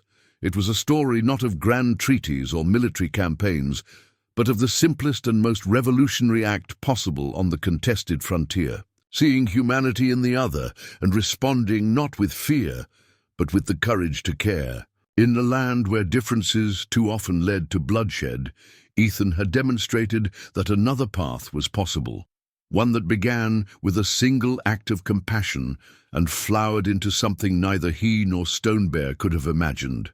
The seasons turned with quiet purpose across the Arizona Territory. Summer's brutal drought eventually yielded to autumn's cooler embrace, and then to a winter that brought blessed rain to the parched landscape. Throughout these changes, Ethan Blackwood's Twin Pines ranch thrived in ways that confounded neighboring ranches. While other cattle operations struggled with depleted water sources and weakened herds, Ethan's cattle remained healthy, watered. From the hidden springs Stone Bear's people had revealed, the mysterious resilience of Twin Pines drew speculation and not a small amount of envy from surrounding ranches. "They're saying you've made some kind of devil's bargain," Daniel reported, one crisp February morning as he and Ethan rode the property's eastern boundary. Thus, "Parker claims he saw savages coming and going from our land after dark." Ethan merely smiled, adjusting his scarf against the cutting wind. "Let them talk, Daniel. Our ledgers speak louder than gossip." Indeed, the financial situation of the ranch had transformed remarkably. With healthy cattle fetching premium prices at market and minimal losses during the harsh seasons, Ethan had even managed to set aside funds for property improvements come spring. Twin Pines was not merely surviving, but prospering, a dramatic reversal from the desperate circumstances of 6 months earlier. What Ethan didn't share with Daniel was that Parker wasn't entirely wrong. Comanche riders did occasionally appear at the ranch, though always in daylight and with clear purpose. Sometimes they brought information about weather patterns observed in the distant mountains or warnings about cattle rustlers operating in the region. Sometimes they simply passed through, acknowledging Ethan with dignified nods before continuing. On their way, the promised circle of protection established by Stone Bear remained intact, manifesting in subtle but significant ways. Twice since Silver Fawn's rescue, Stone Bear himself had visited the ranch. Each visit was marked by formal courtesy and growing mutual respect. During his most recent appearance in early winter, he had brought his wife Morning Star, a healer, whose knowledge of native plants had helped Ethan establish a medicinal garden behind the main house. Plants that treated ailments in both humans and livestock more effectively than many of the doctor's medicines. These visits were not without complications. Sheriff Tanner had warned Ethan that certain powerful interests in town, particularly those with financial stakes in potential military contracts, viewed his fraternization with hostiles as problematic. Deputy Collins, however, had become an unexpected ally, having witnessed firsthand the peaceful nature of the Comanche interactions with the ranch. "Some folks just prefer their stories simple," he told Ethan during one of his official visits. "Indians bad, settlers good. Makes it easier to justify certain actions. Your friendship with Stone Bear's band muddies those waters considerably." Indeed, as winter began its slow retreat before the first tentative advances of spring, Ethan found himself reflecting on how profoundly his life had changed since pulling a dying Comanche woman from a canyon. The act itself had required little deliberation. Any decent person would have done the same, he maintained, yet its consequences had rippled outward in unexpected directions, transforming not only his circumstances but his understanding of the complex world he inhabited.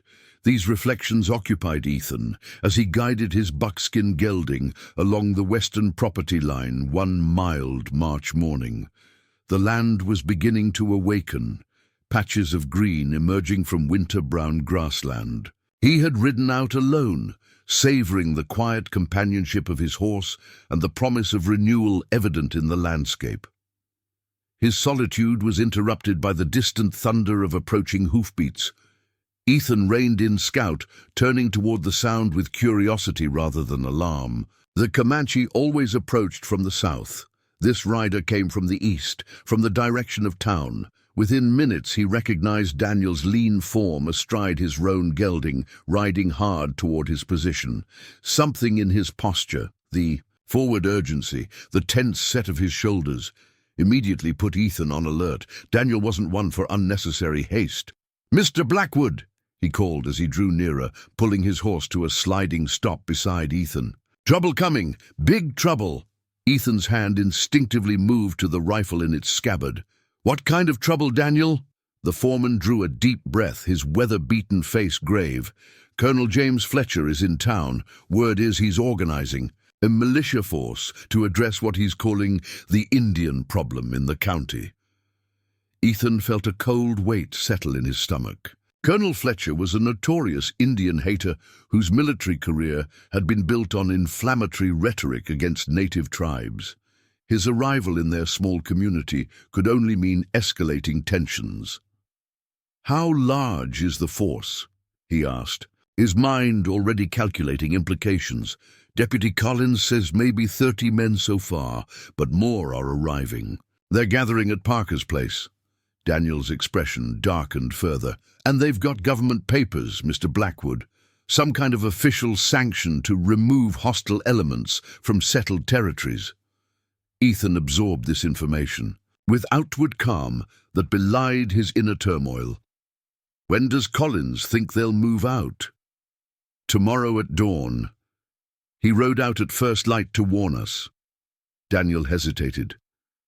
"There's more. They've specifically named Stone Bear's band as their primary target and Twin Pines as harboring enemies of American settlement." The accusation was as ludicrous as it was dangerous.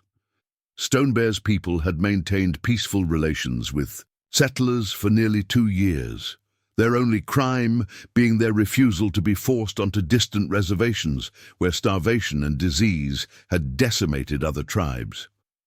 "We need to warn Stone Bear," Ethan decided, turning his horse southward. "His people are camped at Crescent Moon Valley. They have women and children with them, Daniel. This won't be a militia action. It'll be a massacre." Daniel nodded grimly. "I figured you'd say that. I've already sent Rodriguez. He knows the back trails better than any of us." Ethan gave his foreman a grateful look. "Thank you. Organize the men back at the ranch. I want everyone armed but under strict orders. No shooting first, no matter what. We defend our property and our people, nothing more." "And if the militia crosses our boundary?" Daniel asked, though he clearly knew the answer. "Then they become trespassers," Ethan stated firmly, "and we treat them accordingly." With decisive plans made, they rode swiftly back to the ranch, arriving to find the property already buzzing with activity. Deputy Collins was waiting on the porch, his young face strained with conflicting loyalties. "Mr. Blackwood, I violated about 6 regulations by coming here," he said as Ethan dismounted, "but I couldn't stand by while Fletcher whips decent men into a killing frenzy with his lies." "What exactly is he telling people, Deputy?" Ethan asked, gesturing for him to follow him inside. Collins removed his hat as he entered, twisting it nervously in his hands. "That the Comanche are planning a massive raid on settlements, that they've been using your ranch as a base to gather intelligence, that you're either a willing collaborator or, begging your pardon, enchanted by their heathen ways." Under different circumstances, Ethan might have found such accusations laughable. Now they were deadly serious. And Sheriff Tanner, where does he stand in all this? Opposed but outnumbered politically. Colonel Fletcher brought papers from Santa Fe, executive authorization that technically supersedes local law enforcement. Collins shook his head in disgust. The sheriff tried arguing that Stone Bear's band has kept every agreement they've made, but Fletcher isn't interested in facts that contradict his narrative. Ethan poured coffee for them both, his movements calm and methodical despite the crisis unfolding. "I appreciate your warning, Deputy. I assume your presence here isn't officially sanctioned." Collins acknowledged this with a rueful nod. "The sheriff sent me to patrol the northern county line. What I do during that patrol is my own business." He hesitated. "Mr. Blackwood, I should tell you, some of the militia members were talking about making examples, not just of the Comanche." The implication was clear. Ethan himself might be targeted as a sympathizer.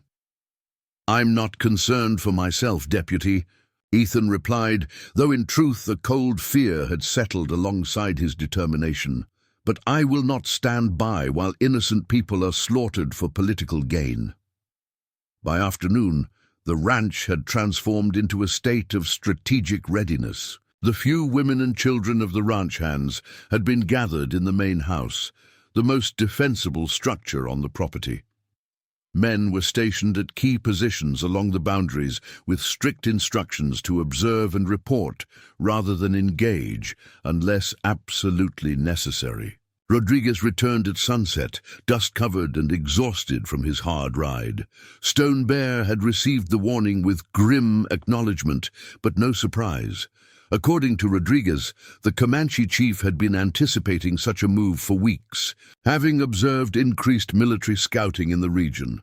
"He's moving the women, children and elders to a hidden canyon further south," Rodriguez reported. "But he says some warriors will remain behind to ensure the others' safe passage." The Mexican vaquero paused, recalling the exact words. "He wanted me to tell you, the circle of protection works both ways. Ethan Blackwood's courage will not stand alone." Night fell across the ranch with tense anticipation. Ethan found sleep impossible, instead spending hours at his desk writing letters to the territorial governor explaining the true situation with Stone Bear's people, to his banker with instructions for his assets should anything happen to him, and finally a more personal letter to his brother in Colorado, who had never understood Ethan's determination to build a life in the untamed Arizona territory. Dawn approached with deceptive tranquility, painting the eastern sky in delicate strokes of pink and gold that seemed to mock the violence brewing below. Ethan, who had finally dozed off in his chair, was awakened by a soft knock at his door. "Riders. Approaching from the east, Mr. Blackwood," Daniel reported. "At least 20, moving fast." Ethan rose, straightening his clothing and checking his revolver. There was no time for fear or regret, only for clarity and resolve. "Tell the men to hold positions," he instructed, retrieving his rifle from the gun rack. "No one fires unless fired upon." Outside, the first rays of sunlight illuminated a dust cloud moving steadily toward the ranch. Ethan positioned himself on the porch, rifle held non-threateningly but visibly in the crook of his arm. Deputy Collins stood slightly behind him, his presence both support and complication. The militia force came into view, a ragged collection of riders led by a distinguished-looking man whose fine clothes and military bearing marked him as Colonel James Fletcher. His silver hair and carefully trimmed beard lent him an air of authority, belied by the contemptuous curl of his lip. Behind him rode Parker and Wilson, their expressions a combination of anticipation and vindictive satisfaction that sent a chill down Ethan's spine. The procession halted at the edge of the yard, Fletcher raising a gloved hand to signal the stop. For a moment, only the sound of restless horses and the distant call of a mourning dove disturbed the stillness. "Mr. Blackwood," Fletcher called, his voice carrying the practiced projection of a career officer. "I am Colonel James Fletcher, authorized by the territorial government to address the Indian menace in this county."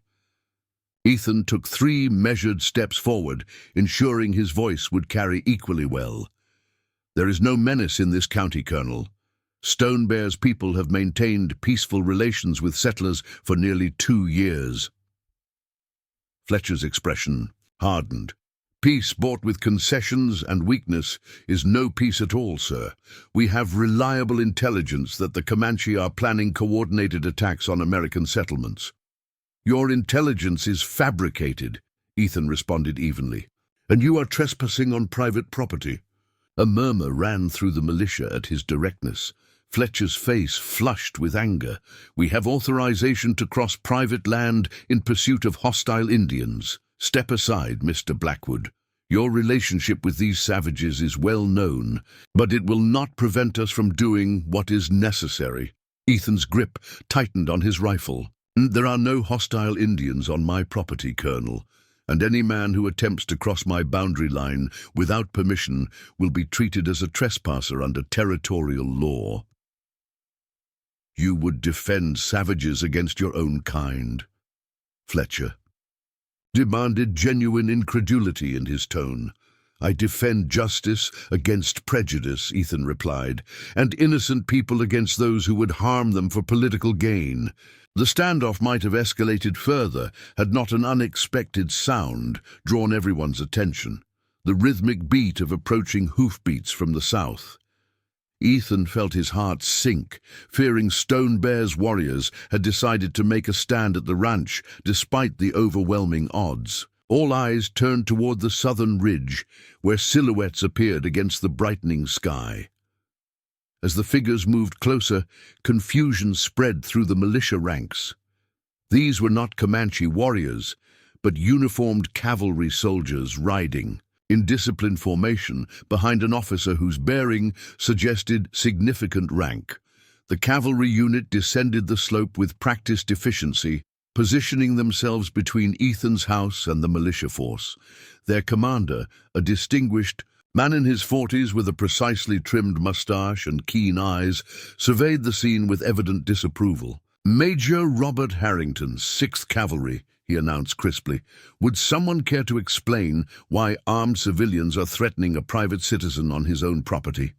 Fletcher attempted to regain control of the situation. Major, I am Colonel James Fletcher. We are operating under executive authority to address hostile Indian activity in this region. Major Harrington's gaze was coolly assessing.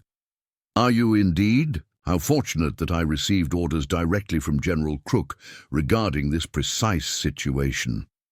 He withdrew a document from inside his jacket. Orders that explicitly countermand any local or territorial authorization for civilian militia action against peaceful tribes.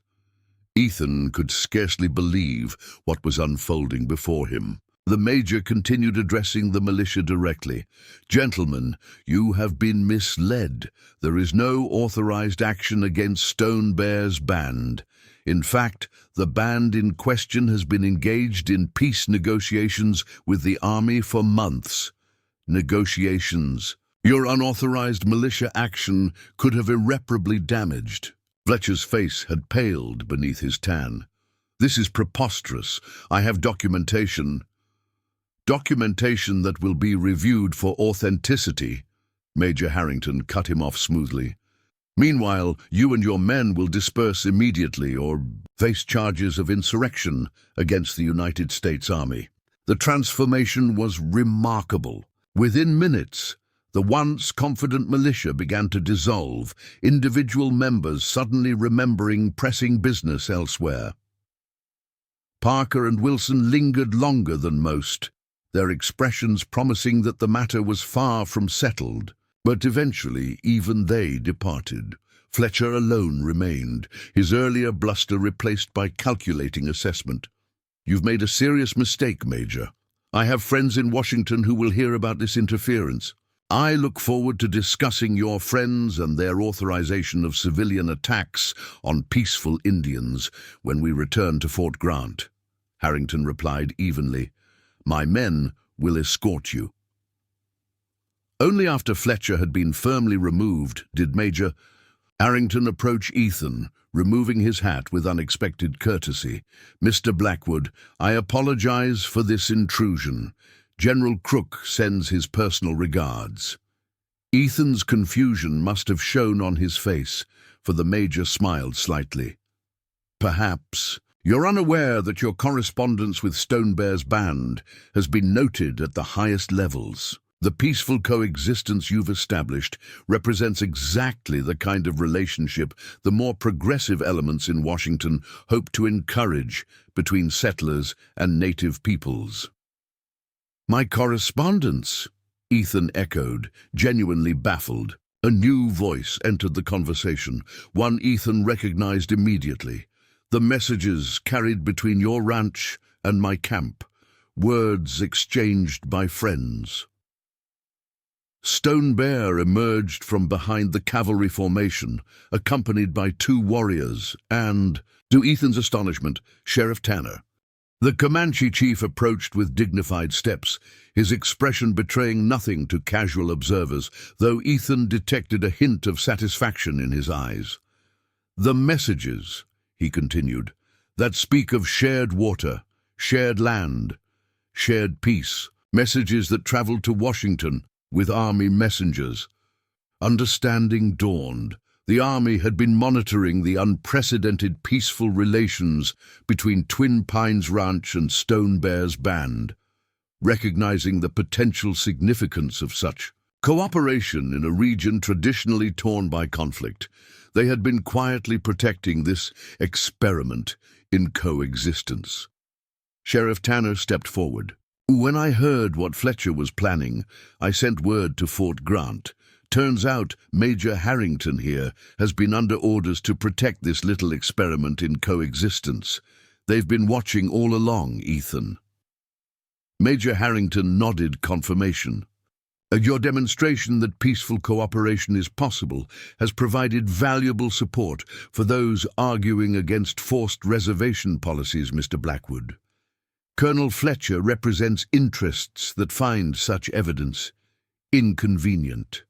The revelation that their small-scale peace had attracted attention at national levels left Ethan momentarily speechless. Stone Bear, however, seemed unsurprised. "The path of peace is never simple," he observed, "but it is the only path that leads beyond blood and sorrow." As the extraordinary morning transitioned into afternoon, Ethan found himself hosting an unprecedented gathering on his ranch.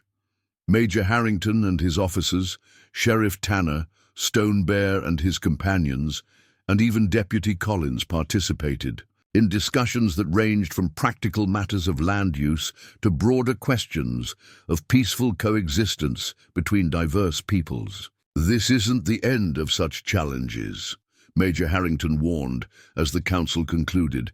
"Men like Fletcher are numerous and politically powerful. They profit from conflict and fear." "Then we must make peace more profitable," Ethan suggested, an idea that he had been considering for months. "Stone Bear's people know this land in ways settlers never will. Their knowledge of water sources saved my ranch. Similar cooperation could benefit others, willing to set aside prejudice." Stone Bear considered this thoughtfully. The old ways and the new ways, finding a path together. He met Ethan's gaze directly. "It begins with one wounded daughter, rescued from death. It continues with each new hand extended in friendship rather than raised in threat." As his unexpected guests departed, the cavalry east toward the fort, Stone Bear and his warriors south toward their people, Ethan stood on his porch, watching them go, aware that he was witnessing not an ending, but a beginning. The fragile peace established between his ranch and Stone Bear's band represented more than just their personal story. It offered a glimpse of a possible future where difference didn't automatically equal enmity. That evening, as lanterns glowed against the gathering darkness, Ethan sat at his desk and began to write once more. Not letters this time, but the account of a dying Comanche woman rescued from a canyon and the unexpected alliance that had flowered from that simple act of humanity.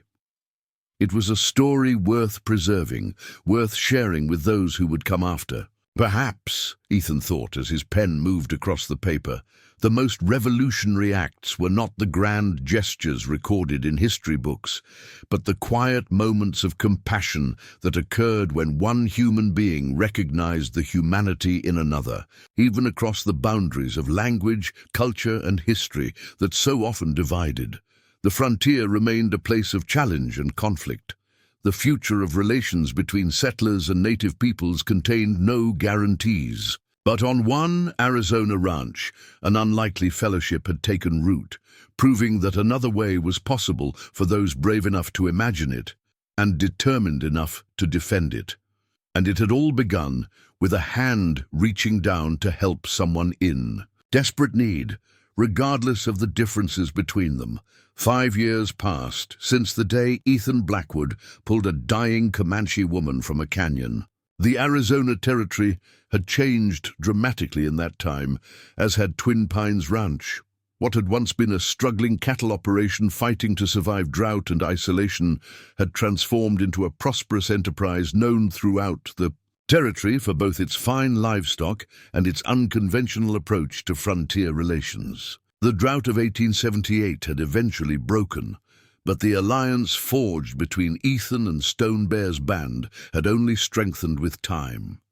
The hidden springs revealed by the Comanche had been developed into a sophisticated irrigation system that allowed the ranch to weather dry seasons that crippled other operations. In return, Ethan had provided medical supplies, educational materials, and political advocacy for Stone Bear's people, as encroaching settlement continued to threaten traditional tribal lands. On a pleasant April morning in 1883, Ethan stood on a newly constructed observation platform overlooking the western pastures. At 41, his face showed the lines of someone who had faced the frontier's challenges head-on, but his posture remained straight and his eyes clear. His hair, once light brown, now featured streaks of silver at the temples that he made no attempt to disguise. "Cattle look fine this season," observed Daniel, who had remained his loyal foreman through the years. Now, in his late 50s, he had begun training younger men to eventually take his place, though he showed no immediate interest in retiring. "Best spring calving we've had since '80. Ethan nodded in agreement, shading his eyes against the morning sun. The new Hereford, bulls are proving their worth, and the western pasture rotation is working exactly as Stone Bear suggested. Their conversation was interrupted by the approach of a rider, a striking young woman on a magnificent painted mare, moving with the fluid grace of someone who had practically been born on horseback. As she drew closer, Ethan smiled in recognition. "Speaking of which," he said, "it appears we have a visitor. Silver Fawn, no longer the dying girl rescued from a canyon, but a confident young woman of 23, rode into the yard with a wave of greeting. Though she now lived with her people, she visited Twin Pines regularly, serving as both messenger between the ranch and the Comanche band, and as an eager student of the white man's knowledge that Ethan had offered to teach her. "Ethan," she called, dismounting with easy grace, "Father sends greetings and news." The transformation in Silver Fawn over 5 years never ceased to amaze Ethan. The frightened, wounded girl had grown into an intelligent young woman who moved confidently between two worlds. Her English had progressed from hesitant phrases to fluent conversation, though she retained a musical accent that revealed her native tongue.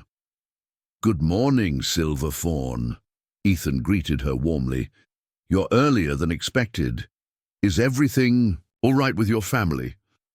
Silver Fawn's expression grew serious as she approached. "Mostly good, but Father has heard troubling things from the northeast. Riders came from the Llano Estacado with news that soldiers are forcing all Comanche bands toward the Fort Sill reservation, even peaceful ones who have made agreements with local settlers." Ethan frowned at this information.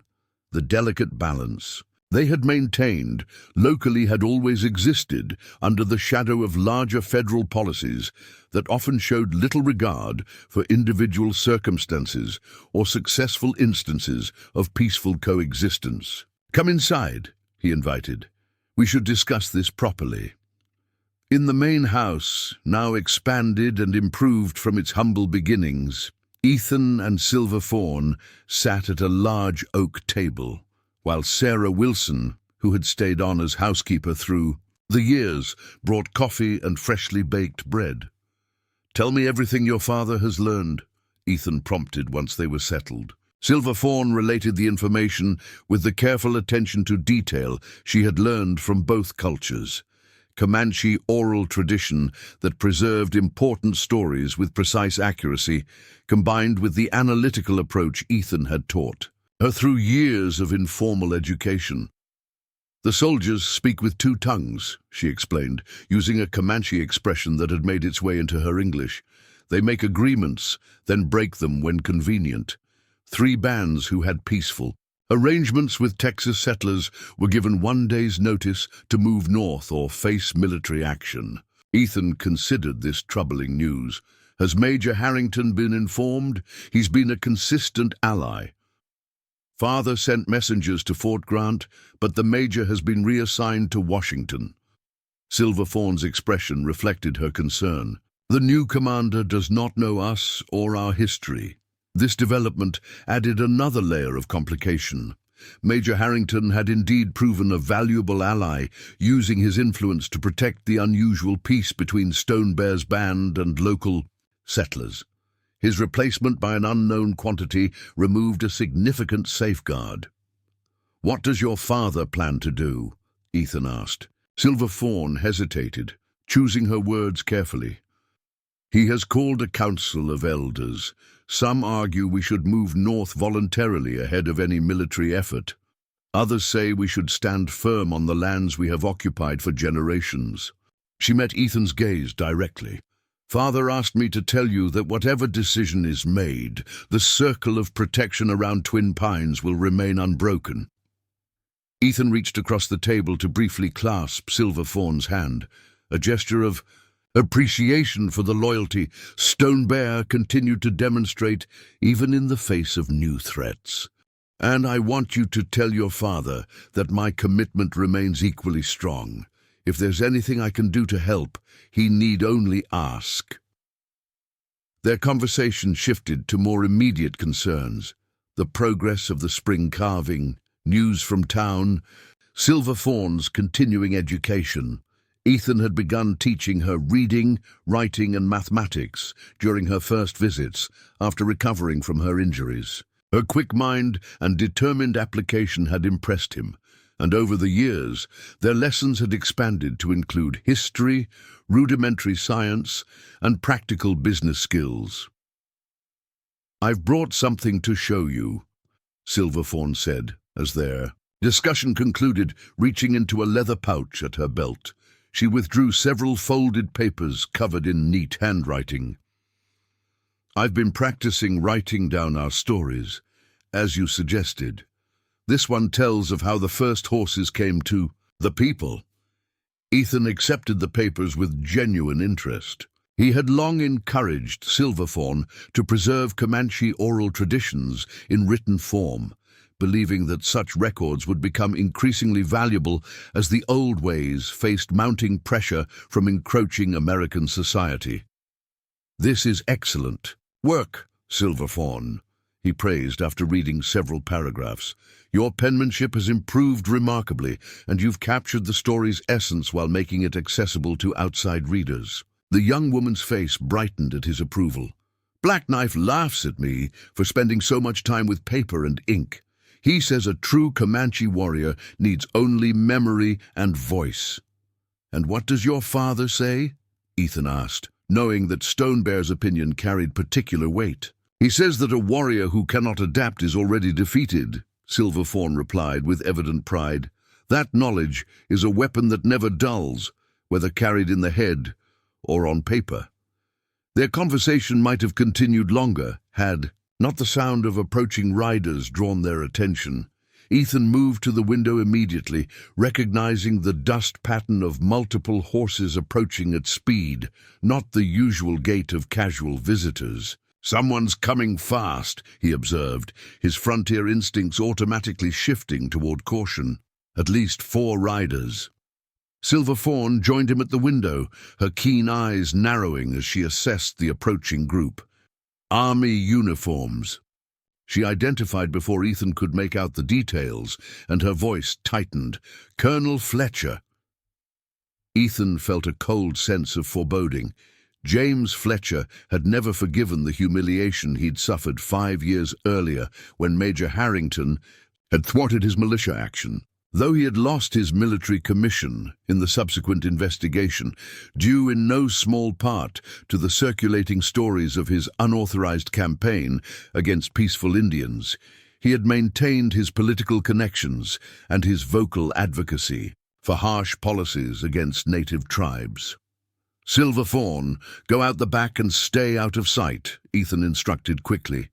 "If there's trouble, ride to warn your father." For a moment, the young woman looked ready to object, her expression reflecting the warrior spirit she had developed under her brother Blackknife's tutelage. But years of friendship with Ethan had also taught her to trust his judgment. "Be careful, Ethan," she said as she slipped toward the rear door.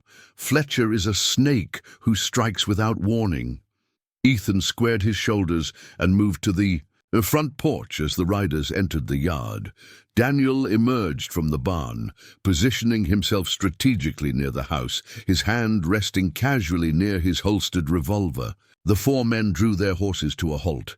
Besides Fletcher, now sporting a fuller beard streaked with grey, but maintaining his air of aristocratic authority, there were two uniformed army officers, a captain and a lieutenant, and a thin, severe-looking man in civilian clothes whom Ethan didn't recognize.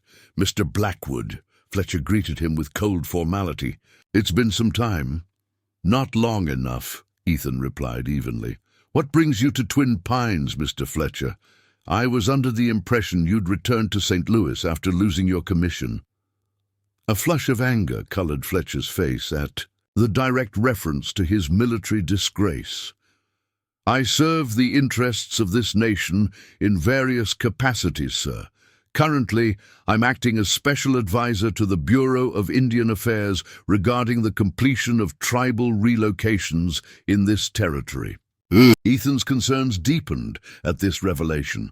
The Bureau of Indian Affairs, while ostensibly established to manage relations between the government and native tribes, had become increasingly focused on implementing policies of forced relocation and cultural assimilation. "Allow me to introduce Captain George Reynolds of the 4th Cavalry," Fletcher continued, gesturing to the senior officer. "And this is Mr. Edwin Pratt, Federal Indian Agent for the Northern Arizona Territory." Captain Reynolds offered a stiff nod that suggested he was present in an official capacity rather than by personal choice. Pratt merely examined Ethan with the calculating assessment of someone used to cataloguing human beings as problems to be managed. "What exactly is your business here?" Ethan asked directly, addressing the captain rather than Fletcher. It was Pratt who answered, his voice as dry and brittle as autumn leaves. "We are here to inform you that all Comanche bands in this region have been ordered to report to the Fort Sill Reservation within 30 days. Any individuals or bands failing to comply will be considered hostile and subject to military action." Ethan maintained his composure despite the chilling finality of the announcement. Stone Bear's band has maintained peaceful relations with settlers for over 5 years. They've honored every agreement made with both local authorities and military representatives. Fletcher's smile held no warmth. "The time for individual arrangements has passed, Mr. Blackwood. The path of progress requires centralized management of the Indian question, not haphazard local accommodations that impede proper development of territories." The clinical coldness with which he dismissed years of successful, peaceful coexistence made Ethan's blood boil, but he kept his tone measured. "Captain Reynolds, are you aware that Major Harrington of the 6th Cavalry officially recognized and supported the cooperative relationship between Twin Pines Ranch and Stone Bear's band?" The captain shifted uncomfortably in his saddle. Major Harrington's experimental approaches were tolerated under the previous administration. Current policy favors more standardized solutions. "Standardized solutions," Ethan repeated, not bothering to hide his contempt for the euphemism. "You mean forcing people from lands they've occupied for generations onto reservations where they can neither sustain their traditional ways nor properly adapt to new ones?" Pratt's thin lips compressed into a bloodless line. The reservation system is designed to civilize and educate the savage, Mr. Blackwood, a goal I would expect a man of your background to support rather than undermine. Ethan met his gaze unflinchingly. I support justice, Mr. Pratt, and I've seen precious little of it in the government's handling of tribal relations. Fletcher intervened before the exchange could escalate further. We didn't ride out here to debate policy, Mr. Blackwood. We came to deliver official notice and to warn you that your special relationship with Stonebear's band must end immediately. Is that a threat, Mr. Fletcher? Ethan asked quietly. It is the law, Pratt interjected. Any settler found providing material support or harbor to Indians refusing relocation orders will face charges of interference with federal agents and potential seizure of property. Daniel moved a step closer to the porch, his protective instincts engaged by the escalating tension. Captain Reynolds noted the movement, his hand shifting subtly toward his sidearm in response. Ethan recognized the dangerous direction the confrontation was taking. I understand your position has been stated, gentlemen. Was there anything else? Fletcher studied him for a long moment, his expression suggesting he had expected either capitulation or more obvious defiance, not this calm acknowledgement that revealed nothing of Ethan's intentions. We'll be establishing a temporary headquarters. In town, he finally said. Agent Pratt will be receiving all Comanche reporting for relocation. Those who come voluntarily will be treated fairly. Those who must be persuaded will find the journey considerably more difficult. With these ominous words hanging in the air, Fletcher signaled to his companions, and the group wheeled their horses around. As they departed, Ethan noticed Captain Reynolds glancing back once, an unreadable expression crossing his features before he faced forward again. Once the riders were beyond hearing distance, Daniel approached the porch. That's trouble riding. Away, Mr. Blackwood. Big trouble. Indeed it is, Ethan agreed grimly. Find Rodriguez and send him to the south pasture. I want to know if they're actually returning to town or if they're planning to track Silver Fawn back to her people. As Daniel hurried to comply, Silver Fawn emerged from her hiding place at the rear of the house. Her expression was a complex mixture of anger, concern, and determination. You heard? Ethan asked, though the answer was obvious. Silver Fawn nodded. Every word. I must return to warn my father immediately. Not yet, Ethan cautioned. They may be watching for exactly that. We need to ensure they're truly gone before you leave. She nodded in understanding, following him back inside. As he continued, we need to plan carefully, Silver Fawn. Fletcher isn't just delivering a notification.